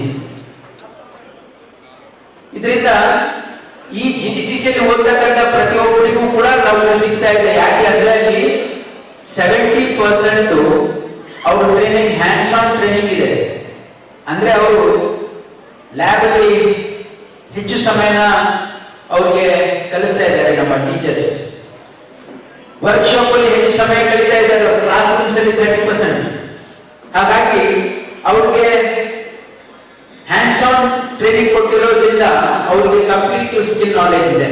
ಅವ್ರು ಏನು ಅವ್ರಿಗೆ ಅಗತ್ಯದ ಇಂಡಸ್ಟ್ರಿಯಲ್ಲಿ ಇರ್ತಾರೋ. ಹಾಗಾಗಿ ಇದೊಂದು ಬಹಳ ಪ್ರಮುಖವಾಗಿರ್ತಕ್ಕಂಥ ಒಂದು ಕೋರ್ಸ್. ವಿಶೇಷವಾಗಿ ನಾವು ಸಿಂಧನೂರಿಗೆ GDTCಯನ್ನ ಮಂಜೂರು ಮಾಡಿದ್ದೀವಿ. 73 ಕೋಟಿ ರೂಪಾಯಿ ವೆಚ್ಚದಲ್ಲಿ ಇಲ್ಲೊಂದು ಅತ್ಯಾಧುನಿಕ ಒಂದು GDTC ಸೆಂಟರ್ ಅನ್ನ ಮಾಡ್ತಾ ಇದ್ದೀವಿ, government tool room training centre. ಬಹಳ ಜನರಿಗೆ ಇದ್ರ ಬಗ್ಗೆ ಗೊತ್ತಿಲ್ಲ. ಇದು government tool room training centre 1972ರಿಂದಾನೇ ಡೆನ್ಮಾರ್ಕ್ ಗವರ್ಮೆಂಟ್ ಮತ್ತೆ ಭಾರತ ಸರ್ಕಾರ, ಕರ್ನಾಟಕ ರಾಜ್ಯದಲ್ಲಿ ನಮ್ಮ ಸರ್ಕಾರ ಒಪ್ಪಂದ ಮಾಡಿಕೊಂಡು ಒಂದು ಡಿಪ್ಲೊಮಾ ಕೋರ್ಸಸ್ ಅನ್ನ ಪ್ರಾರಂಭ ಮಾಡಿದೆ. ಅದರಿಂದ ಇವತ್ತು ನಮ್ಮ ರಾಜ್ಯದಲ್ಲಿ ಸುಮಾರು 33 GDTC ಇದೆ. ನಮ್ಮ ಸರ್ಕಾರ ಬಂದ ಮೇಲೆ ಮಾತ್ರ 5 GDTCಗಳನ್ನು ನಾವು ಹೆಚ್ಚು ಮಾಡಿದ್ವಿ. ಇದರ ವಿಶೇಷತೆ ಏನು ಅಂತಂದ್ರೆ GDTC 10ನೇ ತರಗತಿ ಪಾಸ್ ಆದ್ಮೇಲೆ ನೀವು ಜಾಯಿನ್ ಆಗ್ಬೋದು. GDTC ಓದ್ತಕ್ಕಂತ 4 ವರ್ಷದ ಕೋರ್ಸ್, 3 ವರ್ಷ ಡಿಪ್ಲೊಮಾ, 1 ವರ್ಷ ಅಲ್ಲಿ ಇಂಟರ್ನ್ಶಿಪ್ ಅಂದ್ರೆ ಇಂಡಸ್ಟ್ರಿಗಳಲ್ಲಿ. GDTC ಯಲ್ಲಿ ಯಾರಾದ್ರೂ ಓದಿದ್ರೆ 100% ಎಂಪ್ಲಾಯ್ಮೆಂಟ್ ಇದೆ. ಬಹುಶಃ ನಮ್ಮ ದೇಶದಲ್ಲಿ ಮತ್ತು ಕರ್ನಾಟಕ ರಾಜ್ಯದಲ್ಲಿ ಯಾವ್ದಾದ್ರು ಕೋರ್ಸ್ ಮಾಡಿದ್ರೆ ಈಗ 100% ನೌಕರಿ ಸಿಗ್ತದಂತ ಯಾವ್ದಾದ್ರು ಗ್ಯಾರಂಟಿ ಇದ್ರೆ ಅದು GDTC ಯಲ್ಲಿ ಮಾತ್ರ ಅಂತ ಹೆಮ್ಮೆ ಅಂತ ಹೇಳ್ಬೋದು. GDTC ಯಲ್ಲಿ ಪಾಸ್ ಆಗಿರ್ತಕ್ಕಂಥ ಪ್ರತಿಯೊಬ್ಬರಿಗೂ ನೌಕರಿ ಸಿಗ್ತದೆ. ಯಾಕೆ ಸಿಗ್ತದೆ ಅಂತಂದ್ರೆ ಶಾಸಕ ಹಂಪನಗೌಡ ಬಾದರ್ಲಿ ಮಾತನಾಡಿ, ಬಹು ವರ್ಷಗಳ ನಂತರ ಜಿಲ್ಲೆಯಲ್ಲಿ ಅತಿವೃಷ್ಟಿ ಹೆಚ್ಚಿದ್ದು, ಜಿಲ್ಲಾ ಉಸ್ತುವಾರಿ ಸಚಿವರು ರೈತರ ಸಂಕಷ್ಟಕ್ಕೆ ನೆರವು ನೀಡಬೇಕು, ಅತಿವೃಷ್ಟಿ ಪ್ರದೇಶವೆಂದು ಘೋಷಿಸಬೇಕು, ರಸ್ತೆಗಳೆಲ್ಲ ಹಾಳಾಗಿದ್ದು ದುರಸ್ತಿಗೆ ಅನುದಾನ ಬಿಡುಗಡೆ ಮಾಡಬೇಕು, ತಾಲೂಕಿನಲ್ಲಿ ಗಂಭೀರ ಕಾಯಿಲೆಯ ರೋಗಿಗಳ ಸಂಖ್ಯೆ ಹೆಚ್ಚುತ್ತಿದೆ, ಆಸ್ಪತ್ರೆಗೆ ತಜ್ಞ ವೈದ್ಯರನ್ನು ನೇಮಕ ಮಾಡಬೇಕೆಂದು ಒತ್ತಾಯಿಸಿದರು. ಆ ಒಂದು ಕಟ್ಟಡದ ಉದ್ಘಾಟನೆಯನ್ನು ಕೂಡ ಮಾನ್ಯ ಸಚಿವರು ನೆರವೇರುತ್ತಾರೆ. ಇನ್ನು ವಿಶೇಷವಾಗಿ ನಮ್ಮ ಭಾಗದಲ್ಲಿ ನಿರುದ್ಯೋಗಿ ಯುವಕರಿಗೆ ಇಲ್ಲಿ ಯಾವ ಕಾರ್ಖಾನೆಗಳಿಲ್ಲ, ಬೃಹತ್ ಕಾರ್ಖಾನೆಗಳು, ಅವನ್ನೆಲ್ಲ ಗಮನದಲ್ಲಿ ಇಟ್ಟುಕೊಂಡು ಸ್ವಾವಲಂಬಿ ಜೀವನ ಯುವಕರು ಮುಂದಿನ ಭವಿಷ್ಯದಲ್ಲಿ ಆಗಬೇಕು ಎಂಬ ಉದ್ದೇಶದಿಂದ ನಮ್ಮ ಜಿಲ್ಲಾ ಉಸ್ತುವಾರಿ ಮಂತ್ರಿಗಳು ಅವರು ಮೆಡಿಕಲ್ ಎಜುಕೇಶನ್ ಮಿನಿಸ್ಟ್ರಿ ಕೌಶಲ್ಯ ತರಬೇತಿ ಇಲಾಖೆಯ ಕೂಡ ಅವರಿಗೆ ಬರುತ್ತೆ. ಅವರನ್ನ ಮತ್ತು ಮುಖ್ಯಮಂತ್ರಿಗಳನ್ನ ನೆನೆಸಿಕೊಂಡಾಗ ಕೌಶಲ್ಯ ತರಬೇತಿ ಕೇಂದ್ರ PTTC ಸುಮಾರು 60 ಕೋಟಿ ರೂಪಾಯಿ ಅಂದಾಜಿನಲ್ಲಿ ಅದರ ಗುದ್ದಿ ಪೂಜೆಯು ಕೂಡ ಇವತ್ತು ನೆರವೇರುತ್ತಾ ಇದೆ ಅವರ ಹಸ್ತದಲ್ಲಿ. ಇನ್ನು ಬಹಳಷ್ಟು ಯುವಕರಿಗೆ ಹೋದ ವರ್ಷ ನಮ್ಮ ಸರ್ಕಾರಿ ಮಹಾವಿದ್ಯಾಲಯ 50 ವರ್ಷಗಳ ಸಂಭ್ರಮದ ಆಚರಣೆಗೆ ಮಾನ್ಯ ಮುಖ್ಯಮಂತ್ರಿಗಳನ್ನ ಉಪಮುಖ್ಯಮಂತ್ರಿಗಳನ್ನ ಕರೆಸಿದ್ವಿ ಆ ಕಾರ್ಯಕ್ರಮದಲ್ಲಿ. ಅವತ್ತು ಆ ಮಹಾವಿದ್ಯಾಲಯದ ಪ್ರಾಚಾರ್ಯರು ಮತ್ತು ಉಪನ್ಯಾಸಕರು ಮತ್ತು ವಿದ್ಯಾರ್ಥಿಗಳು ಕಟ್ಟಡ ಬಹಳ ಹಳೆಯದಾಗಿದೆ, ಹೊಸ ಕಟ್ಟಡ ಅವಶ್ಯಕತೆ ಇದೆ ಎಂಬ ಒಂದು ಮನವಿಯನ್ನ ಸಲ್ಲಿಸಿದಾಗ ಈ ವರ್ಷ ಉನ್ನತ ಶಿಕ್ಷಣ ಇಲಾಖೆ 15 ಕೋಟಿ ಮತ್ತು 5 ಕೋಟಿ ಅಂದಾಜು ವಿದ್ಯಾಲಯಗಳಿಗೆ ಕೊಟ್ಟು ಒಟ್ಟು 45 ಕೋಟಿ ಅಂದಾಜಿನಲ್ಲಿ ಇವತ್ತು ನಾವು ನೋಡಿದ್ದೀವಿ. ಹಿಂದೆ ಪರದೆ ಮೇಲೆ ಅತ್ಯುತ್ತಮವಾದ ಒಂದು ಡಿಸೈನ್ ಪ್ಲಾನ್ ಮಾಡಿಸಿ ಸುಮಾರು 45 ಕೋಟಿ ಸರ್ಕಾರಿ ಮಹಾವಿದ್ಯಾಲಯದ ಕಟ್ಟಡವು ಕೂಡ ಇವತ್ತು ಗುದ್ದಿ ಪೂಜೆ ನಡೀತಾ ಇದೆ. ಇದರ ಜೊತೆಗೆ ಜೂನಿಯರ್ ಕಾಲೇಜು ಕೂಡ ಕಟ್ಟಡ ಹಳೆಯದಾಗಿರೋದ್ರಿಂದ ಅದಕ್ಕೂ ಕೂಡ ಸುಮಾರು 1,70,00,000 ರೂಪಾಯಿ ಅಂದಾಜಿನಲ್ಲಿ ಜೂನಿಯರ್ ಕಾಲೇಜ್ ಕಟ್ಟಡಕ್ಕೂ ಕೂಡ ಇವತ್ತು ಗುದ್ದಿ ಪೂಜೆ ನೆರವೇರುತ್ತಾ ಇದೆ. ಇಷ್ಟು ಕಾರ್ಯಕ್ರಮಗಳನ್ನ ಇವತ್ತು ಆಯೋಜಿಸಿ ಈರುವ ಮಂತ್ರಿಗಳು, ಆರೋಗ್ಯ ಇಲಾಖೆಗೆ ಸಂಬಂಧಪಟ್ಟಿರ್ತಕ್ಕಂಥ ಮಂತ್ರಿಗಳಾದ ಸನ್ಮಾನ್ಯ ಶ್ರೀ ಗುಂಡೂರಾವ್ ಅವರನ್ನ ಮತ್ತು ನಮ್ಮ ಕೌಶಲ್ಯ ತರಬೇತಿ ಇಲಾಖೆಯ ಯುವಜನ ಇಲಾಖೆಯ ಮಂತ್ರಿಗಳು, ಜಿಲ್ಲಾ ಉಸ್ತುವಾರಿ ಮಂತ್ರಿಗಳಾದಂತಹ ಶರಣಪ್ರಕಾಶನ ಕರೆಸಿ ಈ ಒಂದು ಕಾರ್ಯಕ್ರಮದಲ್ಲಿ ಅವರ ಅಮೃತಹಸ್ತದಿಂದ ಈ ಒಂದು ಕಾರ್ಯಕ್ರಮ ನೆರವೇರುತ್ತಾ ಇದೆ ಎಂಬ ಮಾತನ್ನ ಈ ಸಂದರ್ಭದಲ್ಲಿ ತಪ್ಪಾಗಲಿಕ್ಕಿಲ್ಲ. ಜಿಲ್ಲಾ ಉಸ್ತುವಾರಿ ಸಚಿವ ಡಾಕ್ಟರ್ ಶರಣಪ್ರಕಾಶ್ ಪಾಟೀಲ್, ಶಾಸಕ ಬಸನಗೌಡ ಬಾದರ್ಲಿ, ಆರ್ ಬಸನಗೌಡ ತುರ್ವಿಹಾಳ್, ಶರಣೇಗೌಡ ಬಯ್ಯಾಪುರ್, ಎ ವಸಂತಕುಮಾರ್, ಸುಡಾ ಅಧ್ಯಕ್ಷ ಬಾಬುಗೌಡ ಬಾದರ್ಲಿ, ಜಿಲ್ಲಾಧಿಕಾರಿ ಕೆ ನಿತೇಶ್, ಜಿಲ್ಲಾ panchayat CO Eshwar ಕಾಂದು, Raichur SP Puttamadaiah, guarantee ಯೋಜನೆಗಳ ಜಿಲ್ಲಾಧ್ಯಕ್ಷ ಪಾಮಯ್ಯ ಮುರಾರಿ, ಜಿಲ್ಲಾ ಕಾಂಗ್ರೆಸ್ ಅಧ್ಯಕ್ಷ ಬಸವರಾಜ್ ಪಾಟೀಲ್ ಇಟಗಿ, ಕುಲಪತಿ ವಿಜಯ, ನಗರಸಭೆ ಅಧ್ಯಕ್ಷೆ ಮಂಜುಳಾ ಪ್ರಭುರಾಜ್, ಖಾಜಿ ಮಲ್ಲಿಕ್ ವಕೀಲರು, ತಹಸೀಲ್ದಾರ್ ಅರುಣಾ ದೇಸಾಯಿ, ನಗರಸಭೆ ಪೌರಾಯುಕ್ತ ಪಾಂಡುರಂಗ ಇಟಗಿ, ತಾಲೂಕು ಪಂಚಾಯತ್ ಇಒ ಚಂದ್ರಶೇಖರ್ ಇದ್ದರು. ಈಗ ಜಾಹೀರಾತು.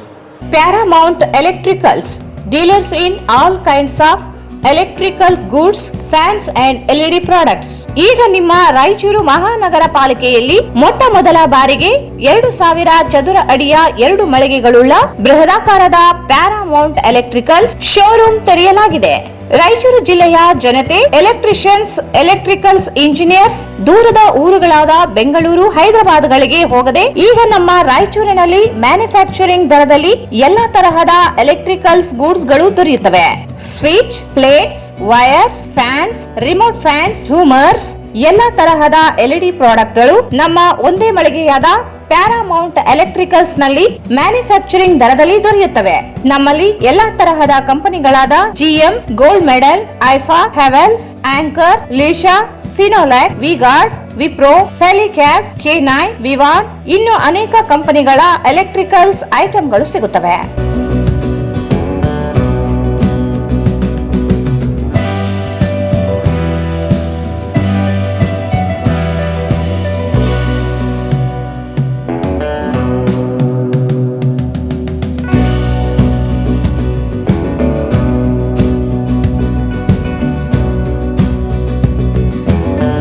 ಸಂಪರ್ಕಿಸಿ Paramount electricals, dealers in all kinds of electricals goods, fans and LED products, near Mahavir Chowk, Loharwadi, MG road, Raichur. Mobile 8861382770. Shri Raghavendra ತುಪ್ಪ, ಶ್ರೀ ರಾಘವೇಂದ್ರ ಘೀ, ಶ್ರೀ ರಾಘವೇಂದ್ರ ತುಪ್ಪ, ಶ್ರೀ ರಾಘವೇಂದ್ರ ಘೀ.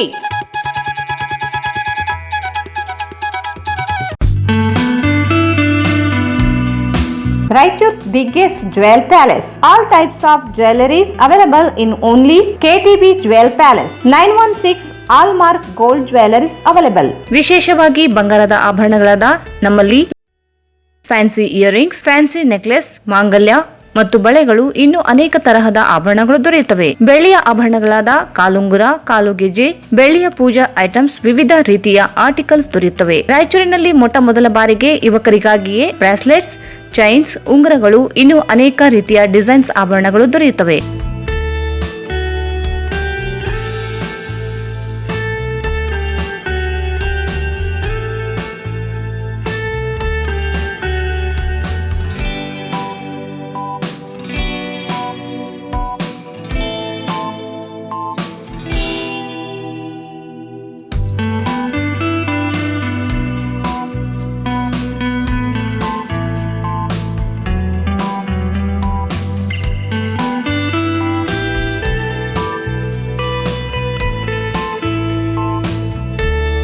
Visit KTB Jewel Palace, Udayanagar, Station Road, Raichur. Mobile 8123535300. Bharat furnitures ರಾಯಚೂರಿನಲ್ಲಿ ಮೊಟ್ಟ ಮೊದಲ ಬಾರಿಗೆ 3 ಮಳಿಗೆ ಒಳಗೊಂಡ ಬೃಹತ್ ಆಕಾರದ furniture showroom. We have a office house, old and all types of furnitures.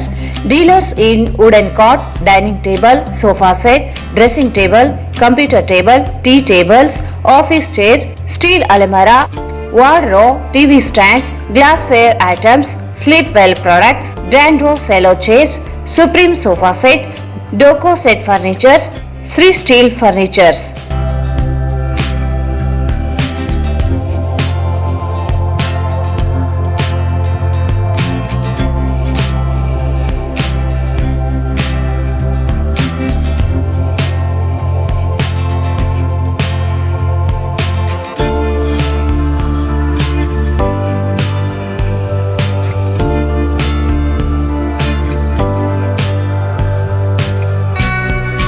For more details, contact Bharat Furnitures, CPS Complex, opposite Shiva Mandir, Patel Road, Raichur. Mobile 9880024095. Shri Tulja Bhavani ದೇವಸ್ಥಾನ 16ನೇ ವರ್ಷದ ಶರನವರಾತ್ರಿ ಮಹೋತ್ಸವ ದಿನಾಂಕ 22/9/2025 ಸೋಮವಾರ ದಿನದಂದು ಬೆಳಿಗ್ಗೆ ಬ್ರಾಹ್ಮಿ ಮುಹೂರ್ತದಲ್ಲಿ ಅಮ್ಮನವರ ನಂದಾದೀಪ, ವಿಜಯದಶಮಿಯ ತನಕ ಶ್ರೀ ತುಳಜಾ ಭವಾನಿ ಅಮ್ಮನವರಿಗೆ ಬೆಳಗಿನ ಜಾವ ಕ್ಷೀರಾಭಿಷೇಕ, ಪುಷ್ಪಾಭಿಷೇಕ ಹಾಗೂ ಸಂಜೆ ಗೋಧೂಳಿ ಸಮಯದಲ್ಲಿ ಅಮ್ಮನವರಿಗೆ ವಿಶೇಷ ಅಲಂಕಾರ, ಭಕ್ತರಿಂದ ಕುಂಕುಮ ಅರ್ಚನೆ ಇರುತ್ತದೆ. ದಿನಾಂಕ 1/10/2025 ಬುಧವಾರ ಗಣಹೋಮ, ರುದ್ರಹೋಮ ಇರುತ್ತದೆ. ಮಧ್ಯಾಹ್ನ 12 ಗಂಟೆಗೆ ಹೋಮದ ಪೂರ್ಣಾಹುತಿ, ಮಹಾಮಂಗಳಾರತಿ, ಉಡಿ ತುಂಬುವ ಕಾರ್ಯಕ್ರಮ, ಅನ್ನದಾಸೋಹ ಇರುತ್ತದೆ. ಸರ್ವ ಭಕ್ತಾದಿಗಳು ಶ್ರೀ ತುಳಜಾಭವಾನಿ ಅಮ್ಮನವರ ದೇವಸ್ಥಾನದಲ್ಲಿ ಬಂದು ಪೂಜೆಯಲ್ಲಿ ಕುಂಕುಮಾರ್ಚನೆಯಲ್ಲಿ ದಂಪತಿ ಸಮೇತವಾಗಿ ಆಗಮಿಸಬೇಕಾಗಿ ವಿನಂತಿ. ತುಳಜಾಭವಾನಿ ಸನ್ನಿಧಾನದಲ್ಲಿ ಬನ್ನಿ ಮಹಾಕಾಳಿ ವೃಕ್ಷ ಇರುತ್ತದೆ. ಬೆಳಗಿನ ಜಾವ ಬನ್ನಿ ಮಹಾಕಾಳಿ ಪೂಜೆಯಲ್ಲಿ ಪಾಲ್ಗೊಂಡು ತುಳಜಾಭವಾನಿ ಪೂಜೆಯಲ್ಲಿ ಭಾಗವಹಿಸಬೇಕಾಗಿ ವಿನಂತಿ. ಪ್ರತಿದಿನ ಸಂಜೆ ದಾಂಡಿಯ ಕಾರ್ಯಕ್ರಮ ಇರುತ್ತದೆ. ಸರ್ವರಿಗೂ ಆದರದ ಸುಸ್ವಾಗತ. ಸ್ವಾಗತ ಕೋರುವವರು ಅರ್ಚಕರು ಶ್ರೀ ಶಂಕರಲಿಂಗ ಸ್ವಾಮಿ, ಶ್ರೀ ಮಂಜುನಾಥ ಸ್ವಾಮಿ. ಭಕ್ತಿ ಸೇವೆ ಶ್ರೀಮತಿ ಪಾರ್ವತಿ, ಶ್ರೀ ಬಿ ಶರಣಪ್ಪ ಪಾಟೀಲ್, ಶ್ರೀ ಸಾಗರ್ ಪಾಟೀಲ್, ಗೋಸೇವಕರು ರಾಯಚೂರು. ಮೊಬೈಲ್ 7338341870. ಸ್ಥಳ ಶ್ರೀ ತುಳಜಾಭವಾನಿ ದೇವಸ್ಥಾನ, ಬೋಳಮನ ದೊಡ್ಡಿ ರಸ್ತೆ, ರಾಯಚೂರು. ಮತ್ತೊಮ್ಮೆ ವಾರ್ತೆಗಳಿಗೆ ಸ್ವಾಗತ. ಟಿಯುಸಿಎ ರಾಷ್ಟ್ರೀಯ ಕಾರ್ಯದರ್ಶಿ ಆರ್ ಮಾನ್ಸಯ್ಯ ವಿರುದ್ಧ ತುಂಗಭದ್ರಾ ನೀರಾವರಿ ಕಾರ್ಮಿಕ ಸಂಘದ ನಾಗಲಿಂಗಸ್ವಾಮಿ ನೀಡಿರುವ ಹೇಳಿಕೆ ನಿರಾಧಾರ ಹಾಗೂ ದಲ್ಲಾಳಿ ಪ್ರವೃತ್ತಿಯಾಗಿದೆ ಎಂದು ಟಿಯುಸಿಎ ರಾಜ್ಯಾಧ್ಯಕ್ಷ ಎಂಡಿ ಅಮೀರ್ ಅಲಿ ತಿರುಗೇಟು ನೀಡಿದ್ದಾರೆ. ಅವರು ಇಂದು ಮಾಧ್ಯಮಗೋಷ್ಠಿಯನ್ನು ಉದ್ದೇಶಿಸಿ ಮಾತನಾಡಿ, ಕಾರ್ಮಿಕ ಸಂಘಟನೆ ಬಿಟ್ಟು ಬಿಜೆಪಿ ಸೇರಿರುವ ಅವರು 16 ಕೋಟಿ ಕಾರ್ಮಿಕರ ಸಂಬಳ, ಪಿಎಫ್ ಹಣವನ್ನು ನುಂಗಿ ಹಾಕಿದ ಇಂಜಿನಿಯರ್ಗಳಾದ ವಿಜಯಲಕ್ಷ್ಮಿ ಹಾಗೂ ಸತ್ಯನಾರಾಯಣ ಶೆಟ್ಟಿ ಎಂಬುವರ ಪರವಾಗಿ ಬಹುಪಾಲಕ ಹಾಕುವ ಕೆಲಸ ಮಾಡುತ್ತಿದ್ದಾರೆ. ಅವರು ಕಟ್ಟಿರುವ ಕಾರ್ಮಿಕ ಸಂಘದಲ್ಲಿ 500 ಜನ ಸದಸ್ಯರಿಲ್ಲ, 50 ಜನ ಮಾತ್ರ ಇದ್ದಾರೆ. ಭ್ರಷ್ಟ ಅಧಿಕಾರಿಗಳ ಕುಮ್ಮಕ್ಕಿನಿಂದ ಹುಟ್ಟಿಕೊಂಡಿರುವ ಸಂಘ ಅದು. ತುಂಗಭದ್ರಾ ಹಂಗಾಮಿ ನೌಕರರ ಸಂಘವನ್ನು ವಿಭಜಿಸಿ ಗುಲಾಮಗಿರಿ ದಲ್ಲಾಳಿತನದಿಂದ ತನ್ನ ಅನುಕೂಲಕ್ಕಾಗಿ ಕಾರ್ಮಿಕ ವರ್ಗವನ್ನು ದಿಕ್ಕು ತಪ್ಪಿಸುವ ಕೆಲಸ ಮಾಡುತ್ತಿದ್ದಾರೆ. ಆರ್ ಮಾನ್ಸಯ್ಯ ಇವರ ಹೇಳಿಕೆಯನ್ನು ತಿರುಚಿ ಮಹಿಳಾ ವಿರೋಧಿ ಎಂದು ಬಿಂಬಿಸಲು ಹೊರಟಿದ್ದಾರೆ. ಕಾರ್ಮಿಕ ಸಂಘಟನೆಯಲ್ಲಿ ಇದ್ದು ತತ್ವ ಸಿದ್ಧಾಂತಗಳ ವಿರುದ್ಧವಾಗಿ ಬಿಜೆಪಿಯನ್ನು ಬೆಂಬಲಿಸಿ ಕೆಲಸ ಮಾಡುತ್ತಿದ್ದಾರೆ. ಕಾರ್ಮಿಕ ಹೋರಾಟ ಕುರಿತಂತೆ ಬಹಿರಂಗ ಚರ್ಚೆ ಬರಲಿ, ಸವಾಲು ಸ್ವೀಕರಿಸಿ ಚರ್ಚೆಗೆ ಬರಲಿ ಎಂದು ಆಹ್ವಾನಿಸಿದ್ದಾರೆ. ಆರ್ ಮಾನ್ಸಯ್ಯ ಅವರು ಹೋರಾಟ ಏನು ಪ್ರಾರಂಭ ಮಾಡಿದ್ದಾರೆ ನೀರಾವರಿ ವರ್ಕರ್ಸ್ ಬಗ್ಗೆ ಶಿರ್ವಾರ್ನಲ್ಲಿ. ಅದರ ವಿಷಯವಾಗಿ ಅವರು ಮಾತಾಡುವಾಗ ಏನೋ ತಪ್ಪಾಗಿ ಮಾತಾಡಿದ್ದಾರೆ ಅಂತ ಹೇಳಿ ನಮ್ಮಿಂದಲೇ ನಮ್ಮಲ್ಲೇ ಎಲ್ಲ ಜ್ಞಾನ ಪಡೆದುಕೊಂಡು ಹೋದರು. ನಮ್ಮ ಟ್ರೇಡ್ ಯೂನಿಯನ್ನಿಂದಲೇ ಟಿಯುಸಿನ ನಾಗಲಿಂಗ ಸ್ವಾಮಿಯವರು ನಮ್ಮ ಟ್ರೇಡ್ ಯೂನಿಯನ್ನಲ್ಲಿಯೇ ಬಹಳ ವರ್ಷ ಇದ್ದು ಎಲ್ಲ ಕೆಲಸ ಮಾಡಿದಂಥ ನಮ್ಮ ಶಿಷ್ಯಾತರೇ ತಪ್ಪಾಗಲಿ. ಹೀಗಾಗಿ ನಿಮಗೆ ಪತ್ರಿಕಾ ಹೇಳಿಕೆಯಲ್ಲಿ ನಾವು ಕೊಡ್ತಾ ಇದ್ದೀನಿ. ಅದರ ಜೊತೆಗೆ ಕೆಲವು ವಿಷಯಗಳನ್ನು ನಾನು ಹೇಳಲಿಕ್ಕೆ ಇಷ್ಟಪಡ್ತೀನಿ. ನೀರಾವರಿ ಕಾರ್ಮಿಕರು ಸುಮಾರು 1000 ಕಾರ್ಮಿಕರು ನಮ್ಮ ರಾಜ್ಯದಲ್ಲಿ ಇದ್ದಾರೆ. ಮುಖ್ಯವಾದ ಬೇಡಿಕೆಗಳು ನಮ್ಮ ಟ್ರೇಡ್ ಯೂನಿಯನ್ ಸೆಂಟ್ರು ದೊಡ್ಡ ರೀತಿಯ ಹೋರಾಟ ಕಾಮ್ರೇಡ್ ಮಾನ್ಸಯ್ಯ ಅವರು ಕಟ್ಕೊಂಡು ಪಾದಯಾತ್ರೆ ಮಾಡುವ ಮೂಲಕ ರಾಜ್ಯದ ಸರ್ಕಾರದ ಗಮನಕ್ಕೆ ಸೆಳೆದು ಇವರಿಗೆ ಪೇ ಸ್ಲಿಪ್ ಕೊಡ್ತಿರಲಿಲ್ಲ. ಗುತ್ತಿಗೆದಾರರು ಅವರಿಗೆ ವೇತನದ ಸ್ಲಿಪ್ ಕೊಡ್ತಿರಲಿಲ್ಲ, ವೇತನ ಸರಿಯಾದ ಸಮಯಕ್ಕೆ ಹಾಕ್ತಿರಲಿಲ್ಲ. ಆಮೇಲೆ ಅವರಿಂದ ಡಿಡಕ್ಟ್ ಮಾಡುವಂಥ EPF ಭವಿಷ್ಯ ನಿಧಿ ಹಣ ಅದನ್ನು ಅವರ ಪಾಲವರು ಕಟ್ತಿರಲಿಲ್ಲ ಗುತ್ತಿಗೆದಾರರು.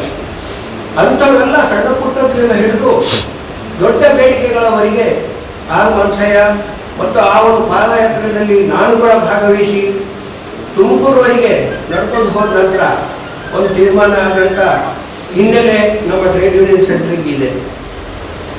ಇದರಲ್ಲೇ ಇತ್ತು ನಾಗಲಿಂಗ ಸ್ವಾಮಿಯವರು ಬೆನ್ನಿಗೆ ಚೂರಿ ಹಾಕುವಂಥ ಕೆಲಸ ಅಂತ ಹೇಳಿದರೆ ತಪ್ಪಾಗಿಲ್ಲ. ನಮ್ಮ ಸಂಘಟನೆಯ ಮುಖಂಡರ ವಿಚಾರಗಳನ್ನು ಇನ್ನೂ ತಮ್ಮ ಹೇಳಿಕೆಯಲ್ಲಿ ಹೇಳಿದ್ದಾರೆ. ಇನ್ನು ಬಹಳಷ್ಟು ವಿಷಯಗಳಿದ್ದಾವೆ, ನಾವು ಎಲ್ಲ ಬಯಲಿಗಾಗ್ತೀವಿ. ಇದು ರಾಜಕೀಯ ಅಲ್ಲ, ಇದೊಂದು ಟ್ರೇಡ್ ಯೂನಿಯನ್. ಟ್ರೇಡ್ ಯೂನಿಯನ್ನಲ್ಲಿ ಕಾರ್ಮಿಕರ ಒಳ್ಳೆಯದಕ್ಕಾಗಿ, ಕಾರ್ಮಿಕ ಕುಟುಂಬದ ಅವರ ಜೀವನಕ್ಕಾಗಿ ಈ ಒಂದು ಸಂಘಟನೆಗಳನ್ನು ಕಟ್ಕೊಂಡು ನಡೆಯುವಂತಾಯಿತು. ಇದು ರಾಜಕೀಯ ಪಕ್ಷ ಅಲ್ಲ. ಇವರು ನಮ್ಮಲ್ಲಿ ಇರುವಂಥವರೇ ಬಿಜೆಪಿನ ಹೋಗ್ಬಿಟ್ಟು ಅಲ್ಲಿಂದ ಈ ಸಂಘದಲ್ಲಿ ಪದಾಧಿಕಾರಿಯಾಗಿದ್ದವರು ಅಲ್ಲಿ ಸಂಘ ಒಡೆಯುವಂಥ ಕೆಲಸ ಮಾಡಿ ಹೊಡ್ಕೊಂಡು 500 ಸದಸ್ಯರಂತ ಅವರು ಇವತ್ತು ಗುರುತು ಮಾಡ್ತಿದ್ದಾರೆ. ನಿನ್ನೆ ಪತ್ರಿಕೆಯಲ್ಲಿ ಹೊಡಿದ್ದಾರೆ. ಪೂಜೆ ಹಾಕುವಾಗ 500 ಜನ ಅಂತ ನಿನ್ನೆ ಪತ್ರಿಕೆ ಹೇಳಿಕೆ ಕೊಟ್ಟಿದ್ದಾರೆ. ಎಲ್ಲ ನಮ್ಮ ನೀರಾವರಿಯ ಪದಾಧಿಕಾರಿಗಳು ನಮ್ಮ ಜೊತೆ ಕೂತಿದ್ದಾರೆ. ಎಷ್ಟು ಸದಸ್ಯತ್ವ ಇದೆ ಎಂಬುದು ನಮ್ಮ ಪ್ರಧಾನ ಕಾರ್ಯದರ್ಶಿ ಕಾಮ್ರೇಡ್ ಅಡ್ವಿರವ್ರಿಗೆಲ್ಲ ಚೆನ್ನಾಗಿ ಗೊತ್ತಿದೆ. ಎಲ್ಲ ಡಿವಿಷನ್ನಿಂದ ಎಷ್ಟೆಷ್ಟು ಜನ ಮೆಂಬರ್ಶಿಪ್ ನಮ್ಮಲ್ಲಿ ಇದೆ ಅಂತ ನಾವು ಟ್ರೇಡ್ ಯೂನಿಯನ್ ಸೆಂಟರ್ ರೆಕಾರ್ಡ್ ಇಟ್ಟಿದ್ದೀವಿ. ಇಂಥ ಒಂದು ಸುಮ್ಮನೆ ಗಾಳಿ ಗುಂಡು ಹಾಕುವಂಥ ಒಂದು ನಿನ್ನೆ ಕೊಟ್ಟಂಥ ಪತ್ರಿಕೆಯನ್ನು ನಾವು ಖಂಡಿಸ್ತೀವಿ. ಟ್ರೇಡ್ ಯೂನಿಯನ್ ಸೆಕ್ಟರ್ನಿಂದ ನಾನು ರಾಜ್ಯಾಧ್ಯಕ್ಷನಾಗಿ ಅದನ್ನು ತೀವ್ರ ಖಂಡಿಸ್ತೇನೆ. ಅನಂತರ ಇವರು ಅಧಿಕಾರಿಗಳ ಕೈಗೊಂಬೆಯಾಗಿ ಚಮಚಗಿರಿ ಮಾಡ್ತಾ ಇದ್ದಾರೆ. ಅವರು ತಮ್ಮ ಹೇಳಿಕೆಯಲ್ಲಿ ಕ್ಲಿಯರ್ ಆಗಿ ಹೇಳ್ತಾ ಇದ್ದಾರೆ, ನಾವು ಹೋರಾಟ ಮಾಡಲಾರ್ದ ಕೊಡಿಸ್ತೀವಿ ಅಂತ. ಹೋರಾಟ ಮಾಡಲಾರ್ದ ಕೊಡಿಸ್ತೀವಿ ಅಂದರೆ ಇವತ್ತು ತಿಂಗಳಾನುಗಟ್ಟಲೆ ಕಟ್ಟಿದಂಥ EPF ಕಟ್ಟಿಲ್ಲ ಹೋಗಿ. ಈಗ ನಾವೇನು ಶುರುವಾದಲ್ಲಿ ಹೋರಾಟ ಪ್ರಾರಂಭ ಮಾಡಿದ್ವಿ 25ನೇ ತಾರೀಕಿನಿಂದ. ಕಾನೂನುಬದ್ಧವಾದಂಥ ಬರುವಂಥ ಸವಲತ್ತುಗಳೇ ಕಾರ್ಮಿಕರಿಗೆ ಮುಗಿಸಲಾರ್ದಂಗೆ ಅವರು ನೋಡ್ಕೊಳ್ತಾ ಇದ್ದಾರೆ. ಮತ್ತು ಇವರೆಲ್ಲ ಕೊಡಿಸಿವಿ, 500 ಜನರು ನಮ್ಮ ಜೊತೆಗೆ ಇದ್ದಾರೆ ಅಂದರೆ ಏನು ಮಾಡ್ತಾ ಇದ್ದೀರಿ ಅಂದರೆ ಅಲ್ಲಿ ಇರುವಂಥ ಇಂಜಿನಿಯರ್ಗಳಿಗೆ, ಆಮೇಲೆ ಅವ್ರು ಯಾರ ವಿರುದ್ಧ ನಮ್ಮ ಹೋರಾಟ ಇದೆ ಅವ್ರ ಜೊತೆಗೆ ಕೈ ಕೂಡಿಸ್ಕೊಂಡು ಒಳಗೊಳಗೆ ಅವರಿಂದ ದುಃಖವನ್ನು ಬಂದು ನಿನ್ನೆ ಪತ್ರಿಕಾ ಹೇಳಿಕೆಯನ್ನು ಕೊಡ್ತಾ ಇದ್ದಾರೆ. ಅವರು ಈ ಥರ ಟ್ರೇಡ್ ಯೂನಿಯನ್ನೇ ಹೊರತಾಕಿ ಒಂದು ರಾಜಕೀಯನ ಟ್ರೇಡ್ ಯೂನಿಯನ್ನಲ್ಲಿ ತರುವಂಥ ಮೂಲಕ ಈ ಕಾರ್ಮಿಕರನ್ನ ಇಲ್ಲಿ ಹಾಳು ಮಾಡ್ತಾ ಇದ್ದಾರೆ. ಈ ಸಂದರ್ಭದಲ್ಲಿ ಕಾರ್ಮಿಕ ಮುಖಂಡರಾದ ಜಿ ಅಡವಿರಾವ್, ರಮೇಶ್ ಕೊಟ್ನೇಕಲ್, ರುಕ್ಮಪ್ಪ, ರಾಮಣ್ಣ ಪೋತ್ನಾಳ್, ಸಿದ್ದಪ್ಪ, ಮುದುಕಪ್ಪ ಇದ್ದರು. ನಗರದ ತೀನ್ ಕಂದಿಲ್ ವೃತ್ತದಲ್ಲಿ ಕಳೆದ 46 ವರ್ಷಗಳಿಂದ ಗಣೇಶ ಮೂರ್ತಿ ಪ್ರತಿಷ್ಠಾಪನೆ ಮಾಡುವ ಮೂಲಕ ಗಣೇಶೋತ್ಸವವನ್ನು ಸಂಭ್ರಮದಿಂದ ಆಚರಿಸಲಾಗುತ್ತಿದೆ. ಈ ವರ್ಷವೂ ಅತಿ ವಿಜೃಂಭಣೆಯಿಂದ ಆಚರಿಸಲಾಗಿದೆ. ಮುಂದಿನ 50ನೇ ವರ್ಷಕ್ಕೆ 54 ಕೆಜಿ ಬೆಳ್ಳಿ ಗಣೇಶ ಮೂರ್ತಿ ಪ್ರತಿಷ್ಠಾಪನೆ ಮಾಡಲು ನಿರ್ಧರಿಸಲಾಗಿದೆ ಎಂದು ಕಲ್ಲಾನೆ ಕೇಂದ್ರೀಯ ಗಜಾನನ ಸಮಿತಿಯ ಅಧ್ಯಕ್ಷ ಶ್ರೀನಿವಾಸ್ ಪತಗೆ ಹೇಳಿದರು. ಅವರು ಇಂದು ಮಾಧ್ಯಮಗೋಷ್ಠಿಯನ್ನು ಉದ್ದೇಶಿಸಿ ಮಾತನಾಡಿ, ಕಲ್ಲಾನೆ ಕೇಂದ್ರೀಯ ಗಜಾನನ ಸಮಿತಿಯು 46 ವರ್ಷಗಳಿಂದ ನಗರದ ತೀನ್ ಕಂದಿಲ್ ಬಳಿ ಇರುವ ಕಲ್ಲಾನೆ ಹತ್ತಿರ ಗಣೇಶನನ್ನು ಪ್ರತಿಷ್ಠಾಪನೆ ಮಾಡಿ ಸಂಭ್ರಮದಿಂದ ಗಣೇಶೋತ್ಸವ ಆಚರಣೆ ಮಾಡುತ್ತಿದ್ದೇವೆ ಎಂದರು. ತೀನ್ ಕಂದಿಲ್ನಲ್ಲಿ ಗಣೇಶ ಪ್ರತಿಷ್ಠಾಪನೆಗೆ ಪ್ರತಿಯೊಬ್ಬರೂ ಮೆಚ್ಚುಗೆ ವ್ಯಕ್ತಪಡಿಸಿದ್ದಾರೆ. ಸಮಿತಿಯು 50 ವರ್ಷಗಳು ತುಂಬುವ ವೇಳೆಗೆ 54 ಕೆಜಿ ಬೆಳ್ಳಿ ಗಣೇಶನನ್ನು ಪ್ರತಿಷ್ಠಾಪಿಸಲು ನಿರ್ಧರಿಸಲಾಗಿದ್ದು, ಇದಕ್ಕೆ ನಗರದಲ್ಲಿರುವ ಪ್ರತಿಯೊಬ್ಬ ನಾಗರಿಕರು ಸಹಕರಿಸಬೇಕೆಂದು ತಿಳಿಸಿದರು. ಯಾವುದೇ ಅಹಿತಕರ ಘಟನೆಗಳು ನಡೆಯದಂತೆ ಶಾಂತಿಯುತವಾಗಿ ಈ ವರ್ಷದ ಗಣೇಶೋತ್ಸವವನ್ನು ನೆರವೇರಿಸಲು ಕಾರಣರಾದ ಪೊಲೀಸ್ ಇಲಾಖೆ, ಜನಪ್ರತಿನಿಧಿಗಳು ಸೇರಿದಂತೆ ಗಣೇಶೋತ್ಸವ ಸಂಭವಿಸಿದ ಎಲ್ಲ ಇಲಾಖೆಗಳಿಗೆ ಧನ್ಯವಾದಗಳನ್ನು ತಿಳಿಸಿದರು. ಧಾರ್ಮಿಕ ಸಲಹೆಗಾರರು ಸುರೇಶ್ ಸ್ವಾಮಿ, ಕಾರ್ಯದರ್ಶಿ ಅಜಯ್ ಚಾರ್ಯ, ಸಹ ಕಾರ್ಯದರ್ಶಿ ಶ್ರೀನಿವಾಸ್ ಶೆಟ್ಟಿ. Okay sir. ರಾಯಚೂರು ನಗರದಲ್ಲಿ 27 ಆಗಸ್ಟ್ನಿಂದ ಸೆಪ್ಟೆಂಬರ್ 4ರವರೆಗೆ ಕಲ್ಯಾಣಿ ಕೇಂದ್ರೀಯ ಗಜಾನನ ಸಮಿತಿ ಟ್ರಸ್ಟ್ ವತಿಯಿಂದ ಸತತವಾಗಿ 46ನೇ ವರ್ಷಗಳಿಂದ ಗಣೇಶವನ್ನು ಪ್ರತಿಷ್ಠಾಪಿಸಿ ಉತ್ಸವ ಆಚರಿಸಲಾಗಿದೆ. ಈ ಅವಧಿಯಲ್ಲಿ ಯಾವುದೇ ಅಹಿತಕರ ಘಟನೆ ಸಂಭವಿಸದೆ ಶಾಂತಿಯುತವಾಗಿ ಕಾರ್ಯಕ್ರಮ ನೆರವೇರಿಸಲು ಸಹಕರಿಸಿದ ರಾಯಚೂರು ಮಂತ್ರಿಗಳು NS ಬೋಸ್ರಾಜ್ ಅವರು, ಸಂಸದರು, ಕುಮಾರ್ ನಾಯಕರು, ಮಹಾನಗರ ಪಾಲಿಕೆ ಅಧ್ಯಕ್ಷರು ಮತ್ತು ಎಲ್ಲ ಸದಸ್ಯರು, ಅಧಿಕಾರಿಗಳು, ಸಿಬ್ಬಂದಿ ಹಾಗೂ ಜಿಲ್ಲಾಡಳಿತ ಅಧಿಕಾರಿಗಳು, ಸಿಬ್ಬಂದಿ, ಜಿಲ್ಲಾ ಪೊಲೀಸ್ ಇಲಾಖೆ ಹಿರಿಯ ಅಧಿಕಾರಿಗಳು, SP, ASP, DSP ಸೇರಿದಂತೆ ಎಲ್ಲ ಪೊಲೀಸ್ ಅಧಿಕಾರಿಗಳಿಗೆ ಹಾಗೆ ಎಲ್ಲ ಠಾಣೆಗಳು ಸೇರಿದಂತೆ ಸಿಬ್ಬಂದಿಗಳು, ಹೋಮ್ ಗಾರ್ಡ್ಗಳಿಗೆ ಮನಪೂರ್ವಕ ಧನ್ಯವಾದಗಳನ್ನು ಅರ್ಪಿಸುತ್ತೇವೆ. ರಾಯಚೂರು ಸಮಸ್ತ ಗಜಾನನ ಯುವಕ ಮಂಡಳಿ ಪದಾಧಿಕಾರಿಗಳು ಹಾಗೂ ಜಿಲ್ಲೆಯ ಸಮಸ್ತ ದೈವ ಭಕ್ತರಿಗೆ ಸಮಿತಿ ಪರವಾಗಿ ಅಪೂರ್ವವಾಗಿ ಧನ್ಯವಾದಗಳು ಸಲ್ಲಿಸುತ್ತೇವೆ. 9 ದಿನ ಅವಧಿಯ ರಾತ್ರಿ ಹಗಲು ಗಡಿಯದ ಸಾರ್ವಜನಿಕ ಸುರಕ್ಷತೆಗಾಗಿ ಕಾರ್ಯನಿರ್ವಹಿಸಿದ ವಿದ್ಯುತ್ ಇಲಾಖೆ, ಅಗ್ನಿಶಾಮಕ ದಳ, ಆರೋಗ್ಯ ಇಲಾಖೆ ಹಾಗೂ ಇತರ ಇಲಾಖೆ ಅಧಿಕಾರಿಗಳು, ಸಿಬ್ಬಂದಿ ಯಾವುದೇ ಅಡಚಣೆ ಉಂಟಾಗದಂತೆ ಕಾರ್ಯನಿರ್ವಹಿಸಿದ ಅವರಿಗೆಲ್ಲ ಹೃದಯಪೂರ್ವಕ ಧನ್ಯವಾದಗಳು. ರಾಯಚೂರು ವಿಜೃಂಭಣೆಯಿಂದ ಜರುಗಿದ ಗಣೇಶೋತ್ಸವವನ್ನು ರಾಜ್ಯದ ಪ್ರಚಾರ ಮಾಡಿ ಜಿಲ್ಲೆಯ ಹೆಸರನ್ನು ರಾಜ್ಯ ಮಟ್ಟದಲ್ಲಿ ಗಮನಿಸುವಂತೆ ಮಾಡಿದ ಪತ್ರಿಕೋದ್ಯಮ, ಮಾಧ್ಯಮ ಪತ್ರಕರ್ತರಿಗೂ ಹಾಗೂ ಸಾಮಾಜಿಕ ಜಾಲತಾಣ ಮಾಧ್ಯಮ ಪ್ರವಾಹಿಗಳಿಗೆ ಅಂತರಂಗದಿಂದ ಧನ್ಯವಾದಗಳು ಅರ್ಪಿಸುತ್ತೇವೆ. ಸರ್ವರಿಗೂ ದಸರಾ ಹಾಗೂ ದೀಪಾವಳಿ ಶುಭಾಶಯಗಳು. ಸ್ಥಾಪಿಸಬೇಕೆಂದು ನಿರ್ಧರಿಸಿದ್ದೇವೆ. ಈ ಕಾಯಕಕ್ಕೆ ರಾಯಚೂರಿನ ಸಕಲ ಸದ್ಭಕ್ತರು ತನ ಮನ ಧನದಿಂದ ಸಹಕರಿಸಬೇಕೆಂದು ವಿನಂತಿಸಿಕೊಳ್ಳುತ್ತೇವೆ. ನಮ್ಮೆಲ್ಲರಿಗೂ ಸಹಾಯ ಮಾಡಿದ್ದ, ಸಪೋರ್ಟ್ ಕೊಟ್ಟು ನಮಗೆ ಶಾಂತಿಯಿಂದ ಮಾಡಿಕೊಟ್ಟಿದ್ದಕ್ಕ NS ಬೋಸ್ರಾಜ್ ಅವರಿಗೆ, ಸೈಯದ್ ಯಾಸಿನ್ ಅವರಿಗೆ, MLA ಸಾಹೇಬರು ಶಿವರಾಜ್ ಪಾಟೀಲ್ ಅವರಿಗೆ, ರವಿ ಬೋಸ್ರಾಜ್ ಅವರಿಗೆ, ಕೇಶವ ರೆಡ್ಡಿ ಈ ಆಂಜನೇಯ ಸಾಹೇಬರಿಗೆ ಮತ್ತು ಈ ಸಂದರ್ಭದಲ್ಲಿ ಭೀಮರೆಡ್ಡಿ ಸರ್ಜಾಪುರ್, ಮಹಾಲಿಂಗಪ್ಪ ಪಾಟೀಲ್, ಸುರೇಶ್ ಸ್ವಾಮಿ, ಶಬರಿಮಲೆ, ಅಜಯ್ ಛಾಡೆದ್, ಮಹೇಂದ್ರ ಸೋಲಂಕಿ, ಗೋವರ್ಧನಗಿರಿ, ರೋಹಿತ್ ಪತಂಗೆ, ನಾಗೇಶ್ ಪವಾರ್ ಸೇರಿದಂತೆ ಇನ್ನಿತರರು ಉಪಸ್ಥಿತರಿದ್ದರು.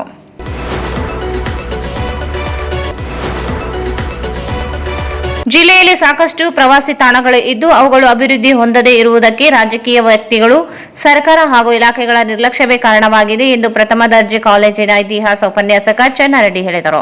ಅವರು ಇಂದು ನಗರದ ನವರಂಗ್ ದರ್ವಾಜಾ ಬಳಿ ಇರುವ ಹಮ್ದರ್ದ್ ಪ್ರೌಢಶಾಲೆಯ ಸಭಾಂಗಣದಲ್ಲಿ ಜಿಲ್ಲಾಡಳಿತ, ಜಿಲ್ಲಾ ಪಂಚಾಯತ್, ಮಹಾನಗರ ಪಾಲಿಕೆ, ಶಿಕ್ಷಣ ಇಲಾಖೆ, ಪುರಾತತ್ವ ಸಂಗ್ರಹಾಲಯಗಳು ಮತ್ತು ಪರಂಪರೆ ಇಲಾಖೆ ಹಾಗೂ ಪ್ರವಾಸೋದ್ಯಮ ಇಲಾಖೆಯಿಂದ ಹಮ್ಮಿಕೊಂಡಿದ್ದ ವಿಶ್ವ ಪ್ರವಾಸೋದ್ಯಮ ದಿನಾಚರಣೆ ಕಾರ್ಯಕ್ರಮದಲ್ಲಿ ಉಪನ್ಯಾಸ ನೀಡಿ ಮಾತನಾಡಿದರು. ವಿಶ್ವ ಪ್ರವಾಸೋದ್ಯಮ ದಿನಾಚರಣೆಯನ್ನು ವಿಶ್ವದಾದ್ಯಂತ ಆಚರಣೆ ಮಾಡಲಾಗುತ್ತದೆ. ಆದರೆ ದಿನಾಚರಣೆ ಕೇವಲ ಕಾರ್ಯಕ್ರಮಕ್ಕೆ ಮಾತ್ರ ಸೀಮಿತವಾಗಬಾರದು. ಐತಿಹಾಸಿಕತೆಯನ್ನು ಉಳಿಸಿ ಬೆಳೆಸುವ ಕಾರ್ಯಕ್ರಮಗಳು ಪ್ರತಿನಿತ್ಯ ಆಗಬೇಕು ಎಂದರು. ಅನೇಕ ಐತಿಹಾಸಿಕ ಸ್ಥಳಗಳು ಜಿಲ್ಲೆಯಲ್ಲಿ ಇದ್ದು ಅವುಗಳನ್ನು ಅಭಿವೃದ್ಧಿಪಡಿಸುವ ಕಾರ್ಯವಾಗಬೇಕು. ಪ್ರವಾಸಿ ತಾಣಗಳು ಅಭಿವೃದ್ಧಿ ಹೊಂದಿದರೆ ಸ್ಥಳೀಯ ಸಮುದಾಯಗಳು ಆರ್ಥಿಕವಾಗಿ ಅಭಿವೃದ್ಧಿ ಹೊಂದುತ್ತವೆ. ಪ್ರವಾಸೋದ್ಯಮದಲ್ಲಿ ಅನೇಕ ಕಾರ್ಯಚಟುವಟಿಕೆಗಳಲ್ಲಿ ತೊಡಗಿಕೊಂಡಾಗ ಮಾತ್ರ ಐತಿಹಾಸಿಕತೆಯನ್ನು ಗುರುತಿಸಲು ಸಾಧ್ಯವಾಗುತ್ತದೆ ಎಂದು ತಿಳಿಸಿದರು. ಪ್ರವಾಸೋದ್ಯಮ ಅಭಿವೃದ್ಧಿಯಾದಾಗ ಪ್ರವಾಸಿಗರ ಸಂಖ್ಯೆಯೂ ಹೆಚ್ಚಾಗುತ್ತದೆ ಮತ್ತು ಕರಕುಶಲಕಾರರು ಕೂಡ ಆರ್ಥಿಕವಾಗಿ ಸಬಲರಾಗುತ್ತಾರೆ. ಜಿಲ್ಲೆಯು 4000 ವರ್ಷಗಳ ಇತಿಹಾಸವನ್ನು ಹೊಂದಿದ್ದು ಜಿಲ್ಲೆಯ ಮಸ್ಕಿಯಲ್ಲಿ ಇತಿಹಾಸಕಾರರು ಭೂ ಉತ್ಖನನ ಮಾಡಿದ್ದಾರೆ. ಇದರಲ್ಲಿ 4000 ವರ್ಷಗಳ ಹಿಂದೆ ಜನರು ವಾಸಿಸುತ್ತಿದ್ದರು ಎಂಬುದಕ್ಕೆ ಪುರಾವೆಗಳು ದೊರೆತಿವೆ ಎಂದರು. ಗಬ್ಬೂರಿನಲ್ಲಿ 28 ಪ್ರಾಚೀನ ದೇವಾಲಯಗಳಿವೆ, 27 ಶಿಲಾಶಾಸನಗಳಿವೆ. ಮುದ್ಗಲ್ನಲ್ಲಿ 2 ಸುತ್ತಿನ ಕೋಟೆಯಲ್ಲಿ ಶಿಲಾಶಾಸನಗಳಿವೆ. ಕವಿತಾಳ, ಕೋಟೆಕಲ್ ಸೇರಿದಂತೆ ಹಲವೆಡೆ ಬೆಟ್ಟಗುಡ್ಡಗಳ ಮೇಲೆ ರೇಖಾಚಿತ್ರಗಳಿವೆ. ಇವುಗಳು ಆದಿ ಮಾನವರ ತಾಣವಾಗಿತ್ತು ಎಂಬುದು ತಿಳಿಯುತ್ತದೆ ಎಂದರು. ಸರ್ಕಾರಗಳು, ರಾಜಕೀಯ ವ್ಯಕ್ತಿಗಳು ಮತ್ತು ಪ್ರವಾಸೋದ್ಯಮ ಇಲಾಖೆಗಳು ಇಚ್ಛಾಶಕ್ತಿಯ ಕೊರತೆಯಿಂದ ಪ್ರವಾಸೋದ್ಯಮ ಅಭಿವೃದ್ಧಿಯಾಗುತ್ತಿಲ್ಲ ಎಂದು ಬೇಸರ ವ್ಯಕ್ತಪಡಿಸಿದರು.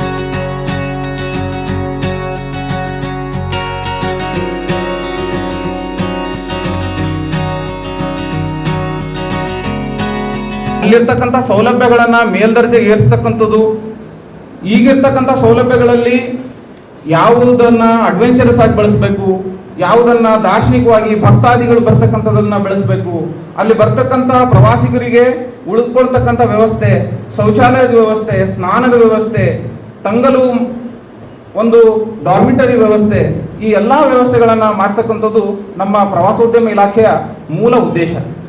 ಆ ಮೂಲ ಉದ್ದೇಶ ಹಾಗೂ ಇವತ್ತಿನ ಪ್ರವಾಸೋದ್ಯಮ ದಿನಾಚರಣೆಯ ನಮ್ಮ ಘೋಷವಾಕ್ಯನೇ ಹೇಳ್ತಿದೆ, ಟೂರಿಸಂ ಆ್ಯಂಡ್ ಸಸ್ಟೈನಬಲ್ ಟ್ರಾನ್ಸ್ಫಾರ್ಮೇಷನ್.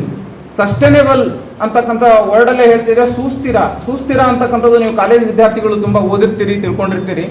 ಅಂದರೆ ಈಗಿರ್ತಕ್ಕಂಥ ಸ್ಥಿರದೊಳಗೆ ಮುಂದಿನ ದಿನಮಾನಗಳಲ್ಲಿ ಈಗ ಮಾಡ್ತಕ್ಕಂತಹ ಅಭಿವೃದ್ಧಿ ಕೆಲಸಗಳು ಅದು ಶಾಶ್ವತವಾಗಿ ಕಂಟಿನ್ಯೂಯಸ್ ಆಗಿ ಇರಬೇಕು ಅಂತಕ್ಕಂಥದ್ದು ಸುಸ್ಥಿರ ಅಂತಕ್ಕಂಥ ಒಂದು ಶಬ್ದ ನಮಗೆ ತಿಳಿಸ್ಕೊಡ್ತದೆ. ಇವತ್ತಿನ ಈ ಒಂದು ಘೋಷವಾಕ್ಯದಡಿ ನಾವು ಆಚರಣೆ ಮಾಡ್ತಿರ್ತಕ್ಕಂಥ ಕಾರ್ಯಕ್ರಮಕ್ಕೆ ಎಷ್ಟೊಂದು ಪ್ರಾಮುಖ್ಯತೆ ರಾಜ್ಯ, ದೇಶ ಹಾಗೂ ವಿಶ್ವ ಮಟ್ಟದಲ್ಲಿ ಇದೆ ಅಂತಕ್ಕಂಥದ್ದು ನಾವೆಲ್ಲರೂ ಗಮನಿಸಬೇಕು. ನಾನು ಯಾಕೆ ಡಿಗ್ರಿ ಕಾಲೇಜ್ ವಿದ್ಯಾರ್ಥಿಗಳನ್ನೇ ಈ ಒಂದು ಕಾರ್ಯಕ್ರಮಕ್ಕೆ ಮುಂಚೆ ಒಂದು ಅಧಿಕಾರಿಯಾಗಿ ನೇಮಕ ಆಗೋಕ್ಕಿಂತ ಮುಂಚೆ ಅನೇಕ ಸ್ಪರ್ಧಾತ್ಮಕ ಎಕ್ಸಾಮ್ಗಳಿಗೆ ಓದ್ತಕ್ಕಂಥದ್ದು, ಕಾಂಪಿಟೇಷನ್ ಎಕ್ಸಾಮ್ಗಳಿಗೆ ಇಂಟರ್ವ್ಯೂ ಕೊಡ್ತಕ್ಕಂಥದ್ದನ್ನು ಮಾಡಿದ್ದೀನಿ. ಈಗ ನಾನು DD ಫುಡ್ ಆಗಿ ಕೆಲಸ ಮಾಡ್ತಿದ್ದೀನಿ, ಹೆಚ್ಚುವರಿಯಾಗಿ ಸಹಾಯಕ ನಿರ್ದೇಶಕರು ಪ್ರವಾಸೋದ್ಯಮ ಇಲಾಖೆಯಲ್ಲೂ ಇದ್ದೀನಿ. ಈ ಮುಂಚೆ ನಾನು ಸುಮಾರು 4-5 ಇಲಾಖೆಗಳಲ್ಲಿಯೂ ಸಹಿತ ಕೆಲಸ ಮಾಡಿದ್ದೀನಿ KPSCಯಿಂದ ಸೆಲೆಕ್ಟ್ ಆಗಿ. ಯಾಕೆ ನನಗೆ 4-5 ಸಾರಿ ಮತ್ತೆ ಎಕ್ಸಾಮ್ಗಳನ್ನು ಪಾಸ್ ಆಗ್ತಿದೆ ಅಂತಂದರೆ, ಇವುಗಳನ್ನು ಸೆಮಿನಾರ್ಸ್ಗಳನ್ನು, ಲೆಕ್ಚರ್ಸ್ಗಳನ್ನು ಕೇಳೋದು ಮತ್ತು ಈ ವಿಡಿಯೋಸ್ನ ನಾನು ನಿಮ್ಗೆ ಸ್ಟಾರ್ಟಿಂಗ್ ಬಂದಾಗ ಎಲ್ಲರಿಗೂ ರಾಯಚೂರಿನ ಎಲ್ಲ ಪ್ರವಾಸಿ ತಾಣಗಳ ವಿಡಿಯೋಸ್ ಒಂದು ಪ್ಲ್ಯಾನ್ ಇತ್ತು, ಬಟ್ ಎಕ್ಸಿಕ್ಯೂಷನ್ ಅಷ್ಟೊಂದು ಸಮರ್ಪಕ ಆಗಲಿಲ್ಲ ಅಂತಕ್ಕಂಥ ಖೇದ ನನಗೂ ಇದೆ. ಒಂದು ಯಾಕೆ ಅದು ಸಮರ್ಪಕ ಆಗಲಿಲ್ಲ ಅಂತಕ್ಕಂಥದ್ದು ಅಂದರೆ, ಇವತ್ತೇ ಅದು ಸ್ಟ್ರೈಕ್ ಬಂತು, ಎಲ್ಲ ವಿದ್ಯಾರ್ಥಿಗಳು ಬರಲಿಕ್ಕೆ ಆಗಲಿಲ್ಲ ಅಂತಕ್ಕಂಥದ್ದು ಒಂದು. ಮತ್ತೊಂದು, ಮಳೆಯಿಂದ ಆಗಿ ಬರಲಿಕ್ಕೆ ಹೋಗಲಿಕ್ಕೆ ಒಂದು ಅಡಚಣೆ ಆಗಿರ್ತಕ್ಕಂಥದ್ದು ಆಗಲಿ. ಆದರೆ ಈ ಒಂದು ವಿಡಿಯೋಸ್ನ ನಾನು ನಿಮ್ಮ ಗ್ರೂಪ್ಗಳಿಗೆ ಶೇರ್ ಮಾಡ್ತೀನಿ. ಮತ್ತು ಇವತ್ತಿನ ದಿನ ಈ ಒಂದು ಕಾರ್ಯಕ್ರಮದಲ್ಲಿ ರಾಯಚೂರು ಜಿಲ್ಲೆಯ ಸಂಬಂಧಪಟ್ಟ ಎಲ್ಲ ಪ್ರವಾಸಿ ತಾಣಗಳ ವಿಚಾರಗಳನ್ನು, ಅಲ್ಲಿರ್ತಕ್ಕಂಥದ್ದು ಯಾಕೆ ಪ್ರವಾಸಿ ತಾಣ ಅಂತ ಕರೆಸ್ತಾರೆ, ಎಷ್ಟೋ ಜನಕ್ಕೆ ನನಗೆ ಎಡದೊರೆ ನಾಡು, ನಾ ರಾಯಚೂರಿಗೆ ಎಂಟ್ರಿ ಆಗಬೇಕಾದ್ರೆ ಬರೆದು ಹಾಕಿದ್ದಾರೆ ಎಡದೊರೆ ನಾಡು ರಾಯಚೂರಿಗೆ ಸುಸ್ವಾಗಂತ. ಎಷ್ಟೋ ಜನ ರಾಯಚೂರಲ್ಲಿ ಇದ್ದವ್ರಿಗೆ ಗೊತ್ತಿಲ್ಲ ಯಾಕೆ ಎಡದೊರೆ ನಾಡು ಅಂತ ಕರೀತಾರೆ, ಯಾಕೆ ದೋವಾ ಪ್ರದೇಶ ಅಂತ ಕರೀತಾರೆ. ಎಷ್ಟೋ ಜನ ನಾವೇ ಯೋಚನೆ ಮಾಡ್ಕೊಂಡಿಲ್ಲ. ನಮ್ಮೂರಿಂದು ನನಗೆ ಹೆಮ್ಮೆ ಇರಬೇಕು. ನಾಳೆ ನಾನೀಗ ಯಾವ ಜಿಲ್ಲೆಯವನು ಅಂತ ಕೇಳಿದರೆ ರಾಯಚೂರು ಅಂತ ಹೆಮ್ಮೆಯಿಂದ ಹೇಳ್ಕೊಂಡ್ಬಿಡ್ತೀನಿ. ಹೌದಾ? ರಾಯಚೂರು ಬಗ್ಗೆ ನಿಮ್ಗೆ ಹೇಳ್ರಿ ಒಂದು 4 ಲೈನು ಅಂತ ಹೇಳಿದರೆ, ರಾಯಚೂರು ಬಗ್ಗೆನಾ? ರಾಯಚೂರು ಕರ್ನಾಟಕದಲ್ಲಿದೆ, ಅದರಲ್ಲಿ 5 ತಾಲೂಕುಗಳಿದೆ. ಇದಕ್ಕೂ ಮೊದಲು ಪ್ರವಾಸೋದ್ಯಮ ಇಲಾಖೆಯ ಪ್ರಭಾರ ಸಹಾಯಕ ನಿರ್ದೇಶಕ ನಜೀರ್ ಅಹಮದ್ ಮಾತನಾಡಿ, ಕೇವಲ ಪ್ರವಾಸಿ ತಾಣಗಳನ್ನು ಗುರುತಿಸುವುದು ಮಾತ್ರವಲ್ಲ, ಅವುಗಳನ್ನು ಮೇಲ್ದರ್ಜೆಗೆ ಏರಿಸುವುದು, ಆಕರ್ಷಣೀಯಗೊಳಿಸುವುದು ಪ್ರವಾಸೋದ್ಯಮ ಇಲಾಖೆಯ ಮುಖ್ಯ ಉದ್ದೇಶವಾಗಿದ್ದು, ಪ್ರವಾಸಿ ತಾಣಗಳಲ್ಲಿ ಮೂಲಭೂತ ಸೌಲಭ್ಯಗಳನ್ನು ಒದಗಿಸುವ ಜವಾಬ್ದಾರಿ ಇಲಾಖೆಯ ಮೇಲಿದೆ ಎಂದರು. ಜಿಲ್ಲೆಯಲ್ಲಿ ಇರುವ ಐತಿಹಾಸಿಕ ಪ್ರವಾಸಿ ತಾಣಗಳನ್ನು ಅಭಿವೃದ್ಧಿಪಡಿಸಲು ಇಲಾಖೆಯ ಸೂಕ್ತ ಕ್ರಮಗಳನ್ನು ಕೈಗೊಳ್ಳಲಾಗಿದ್ದು, ಪ್ರತಿಯೊಬ್ಬರ ಸಹಕಾರವು ಅತ್ಯಗತ್ಯವಾಗಿರುತ್ತದೆ ಎಂದರು. ಈ ವಿಶ್ವ ಪ್ರವಾಸೋದ್ಯಮದ ಘೋಷಣೆಯಾಗಿರ್ತಕ್ಕಂಥ ಟೂರಿಸಂ ಆ್ಯಂಡ್ ಸಸ್ಟೈನೇಬಲ್ ಟ್ರಾನ್ಸ್ಫಾರ್ಮೇಷನ್, ಪ್ರವಾಸೋದ್ಯಮ ಮತ್ತು ಸುಸ್ಥಿರ ಪರಿವರ್ತನೆ, ಪ್ರವಾಸೋದ್ಯಮವನ್ನು ವೇಗವರ್ಧಕವಾಗಿ ಬಳಸುವ ವಿಧಾನವನ್ನು ಇದು ಸೂಚಿಸುತ್ತದೆ. ಹಾಗಾಗಿ ಪರಿಸರ ಸಂರಕ್ಷಣೆ, ಸಾಮಾಜಿಕ ಸಾಂಸ್ಕೃತಿಕ ಸಂರಕ್ಷಣೆ ಹಾಗೆ ಸ್ಥಳೀಯ ಸಮುದಾಯಗಳ ಆರ್ಥಿಕ ಸಬಲೀಕರಣವನ್ನು ಮಾಡುವುದರ ಮೂಲಕ ಪ್ರವಾಸೋದ್ಯಮವನ್ನು ನಾವಿವತ್ತು ಬೆಳೆಸಬೇಕಾಗಿದೆ. 2025ರ ನಂತರ ಪ್ರವಾಸೋದ್ಯಮ ಮತ್ತು ಸುಸ್ಥಿರ ಪರಿವರ್ತನೆ ಎಂಬ ವಿಷಯವನ್ನು ಇಲ್ಲಿ ಹೇಳಲಾಯಿತು. ಇದಕ್ಕೆ ಸಂಬಂಧಪಟ್ಟಂತೆ ಸಮುದಾಯ ಆಧಾರಿತ ಪ್ರವಾಸೋದ್ಯಮ ಸೌಲಭ್ಯಗಳಂತಹ ಪ್ರವಾಸೋದ್ಯಮ ಮೂಲಸೌಕರ್ಯ ಅಭಿವೃದ್ಧಿಪಡಿಸಬೇಕಂತಕ್ಕಂಥದ್ದು ಇಲ್ಲಿ ಮುಖ್ಯ ಉದ್ದೇಶ ಆಗಿರ್ತಕ್ಕಂಥ. ಯಾವಾಗ ಸ್ಥಳೀಯ ಸಮುದಾಯಗಳು ಈ ವಿಶ್ವ ಪ್ರವಾಸೋದ್ಯಮ ಈ ಒಂದು ಇಲಾಖೆಗೆ ಸಂಬಂಧಪಟ್ಟಂತೆ ಅನೇಕ ಈ ಒಂದು ಕಾರ್ಯಚಟುವಟಿಕೆಗಳಲ್ಲಿ ತಮ್ಮನ್ನು ತಾವು ತೊಡಗಿಸಿಕೊಂಡಾಗ ಮಾತ್ರ ನಮ್ಮ ಐತಿಹಾಸಿಕ ಸ್ಥಳಗಳನ್ನು ಗುರುತಿಸಲಿಕ್ಕೆ ಸಾಧ್ಯ ಆಗ್ತದೆ. ಹೀಗಾಗಿ ಈ ಮೂಲ ಸೌಕರ್ಯಗಳ ಈ ಒಂದು ಅಭಿವೃದ್ಧಿಯಲ್ಲಿ ಹೂಡಿಕೆ ಮಾಡಿ ಪ್ರವಾಸೋದ್ಯಮ, ಪರಿಸರ ಮತ್ತು ಹಸಿರು ಪ್ರವಾಸೋದ್ಯಮ ಸೇರಿದಂತೆ ಪುನರುತ್ಪಾದಕ ಜವಾಬ್ದಾರಿತವಾಗಿರ್ತಕ್ಕಂಥ ಪ್ರವಾಸೋದ್ಯಮವನ್ನು ನಾವು ಮಾಡಬೇಕಾಗಿದೆ. ಹಾಗೆ ಪ್ರವಾಸೋದ್ಯಮ ಅಭಿವೃದ್ಧಿ ಮತ್ತು ನಿರ್ವಹಣೆಯಲ್ಲಿ ಸಮುದಾಯದ ಒಳಗೊಳ್ಳುವಿಕೆ ಮತ್ತು ಭಾಗವಹಿಸುವಿಕೆಯನ್ನು ಇಲ್ಲಿ ಬಹಳ ನಾವು ಗಂಭೀರವಾಗಿ ಪರಿಗಣಿಸಬೇಕಾಗ್ತದೆ. ಬರೀ ಕೇವಲ ಇಲಾಖೆಯವರು ಮತ್ತು ಸಂಬಂಧಪಟ್ಟ ರಾಜಕೀಯ ವ್ಯಕ್ತಿಗಳು ಮತ್ತು ಬೇರೆ ಬೇರೆ ಇಲಾಖೆಗಳು ಇದಕ್ಕೆ ನಿರ್ವಹಣೆ ಮಾಡಲಿಕ್ಕೆ ಸಾಧ್ಯ ಆಗೋದಿಲ್ಲ. ಹಾಗಾಗಿ ಸ್ಥಳೀಯ ಮಟ್ಟದಲ್ಲಿ ಕೂಡ ಸಮುದಾಯಗಳು ಅಲ್ಲಿ ಇಚ್ಛೆಯಿಂದ ಪಾಲ್ಗೊಂಡಾಗ ಮಾತ್ರ ಪ್ರವಾಸೋದ್ಯಮ ಬೆಳವಣಿಗೆ ಆಗಲಿಕ್ಕೆ ಸಹಾಯಕವಾಗ್ತದೆ. ಸಾಂಪ್ರದಾಯಿಕ ಪ್ರವಾಸೋದ್ಯಮ ನಡುವೆ ಇಲ್ಲಿ ಸಮತೋಲನ ಗಮನವನ್ನು ನಾವು ಹರಿಸಬೇಕಾಗ್ತದೆ. ಈ ಸಂದರ್ಭದಲ್ಲಿ ಪ್ರಥಮ ದರ್ಜೆ ಪದವಿ ಮಹಿಳಾ ಕಾಲೇಜು ಪ್ರಾಚಾರ್ಯೆ ಡಾಕ್ಟರ್ ಸುಗುಣ, ಪುರಾತತ್ವ ಸಂಗ್ರಹಾಲಯ ಪರಂಪರೆ ಇಲಾಖೆಯ ಕ್ಯೂರೇಟರ್ ಶಿವಪ್ರಸಾದ್, ಹಮ್ದರ್ದ್ ಕಾಲೇಜಿನ ಪ್ರಾಚಾರ್ಯ ಕಾಶಪ್ಪ, ಚಿತ್ರಕಲಾ ಶಿಕ್ಷಕ ಚಂದ್ರಶೇಖರ್ ಸೇರಿದಂತೆ ಇತರರಿದ್ದರು.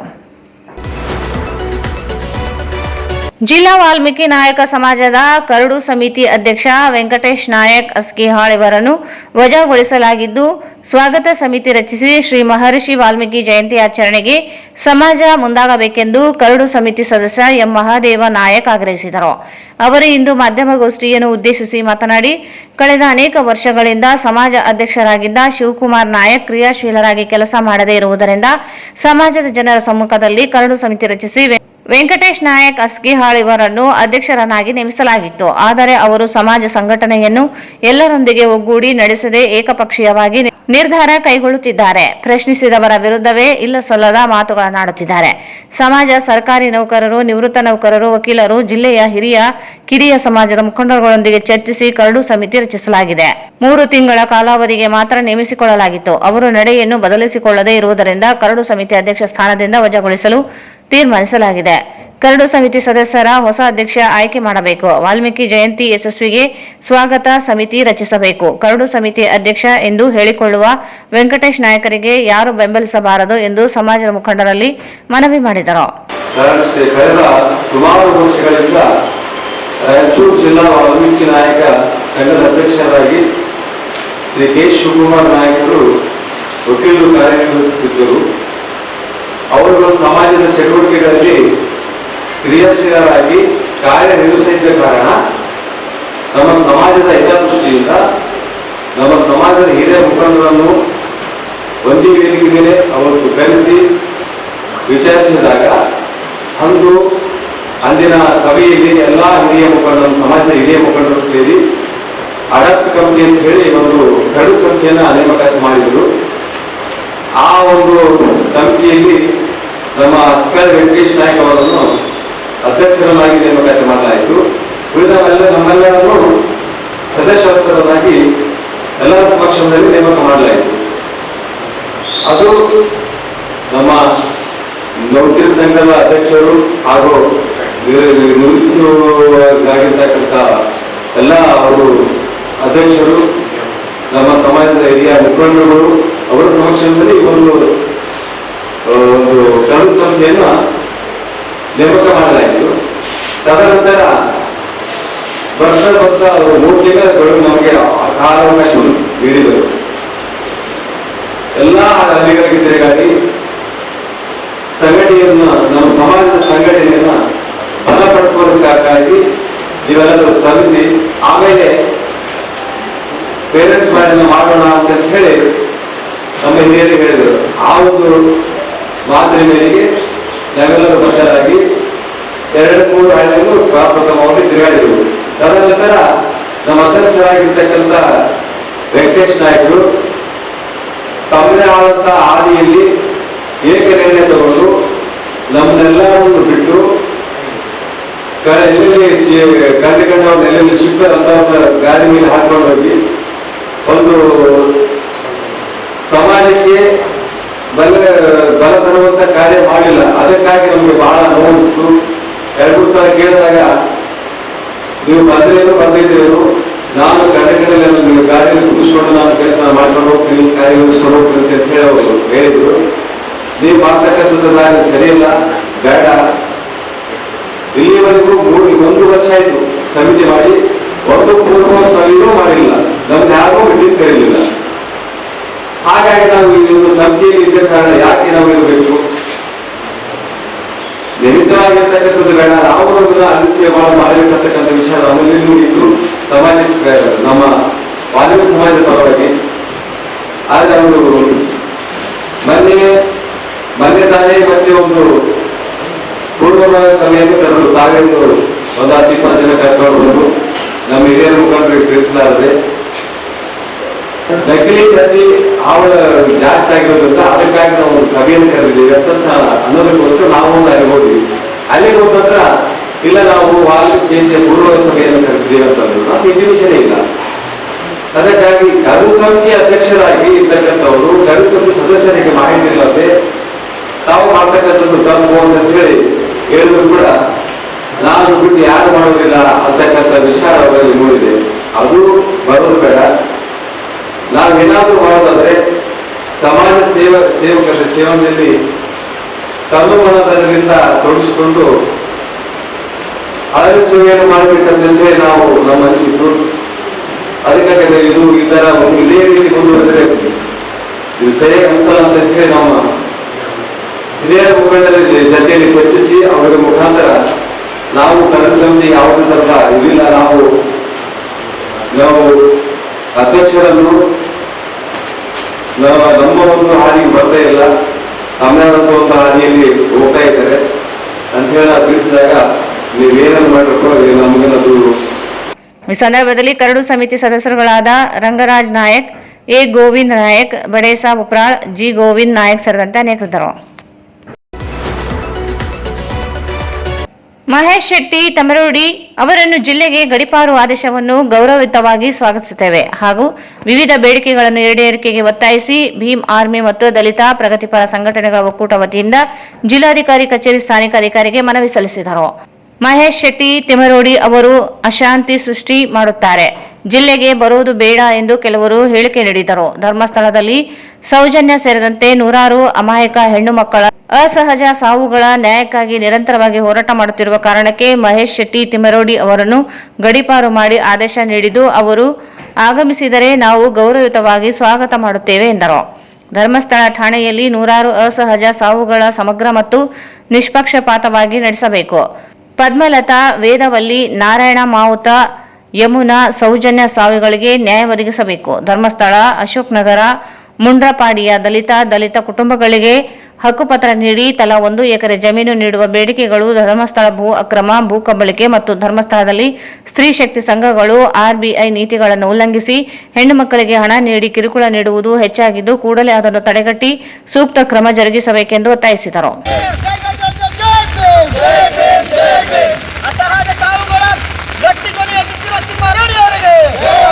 ಸಾಮಾಜಿಕ ಕಾರ್ಯಕರ್ತ ತಿಮ್ಮರಾಡಿ ಅವರಿಗೆ, ಸಮಾಜದ ಪರ ಧ್ವನಿಯೆತ್ತುತ್ತಿರುವ ತಿಮ್ಮರಾಡಿ ಅವರಿಗೆ, ಹೆಣ್ಣು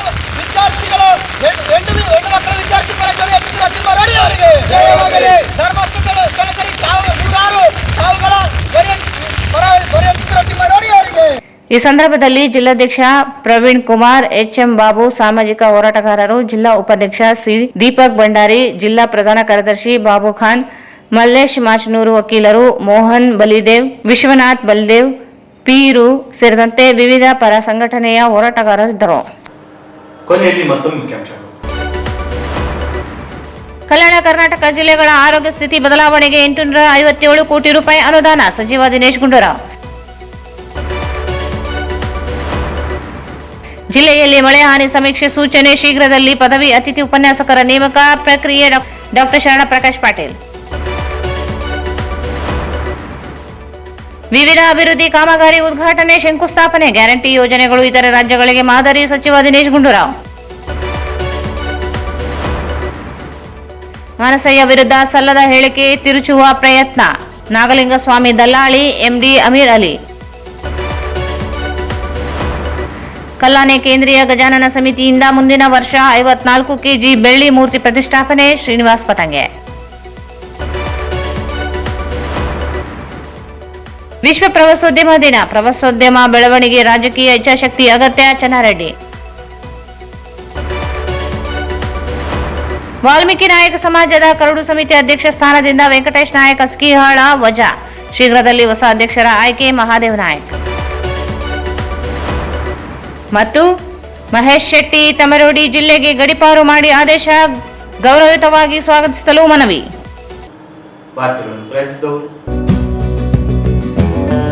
ಸಂಪರ್ಕಿಸಿ Paramount electricals, dealers in all kinds of electricals goods, fans and LED products, near Mahavir Chowk, Loharwadi, MG road, Raichur. Shri Raghavendra ತುಪ್ಪ,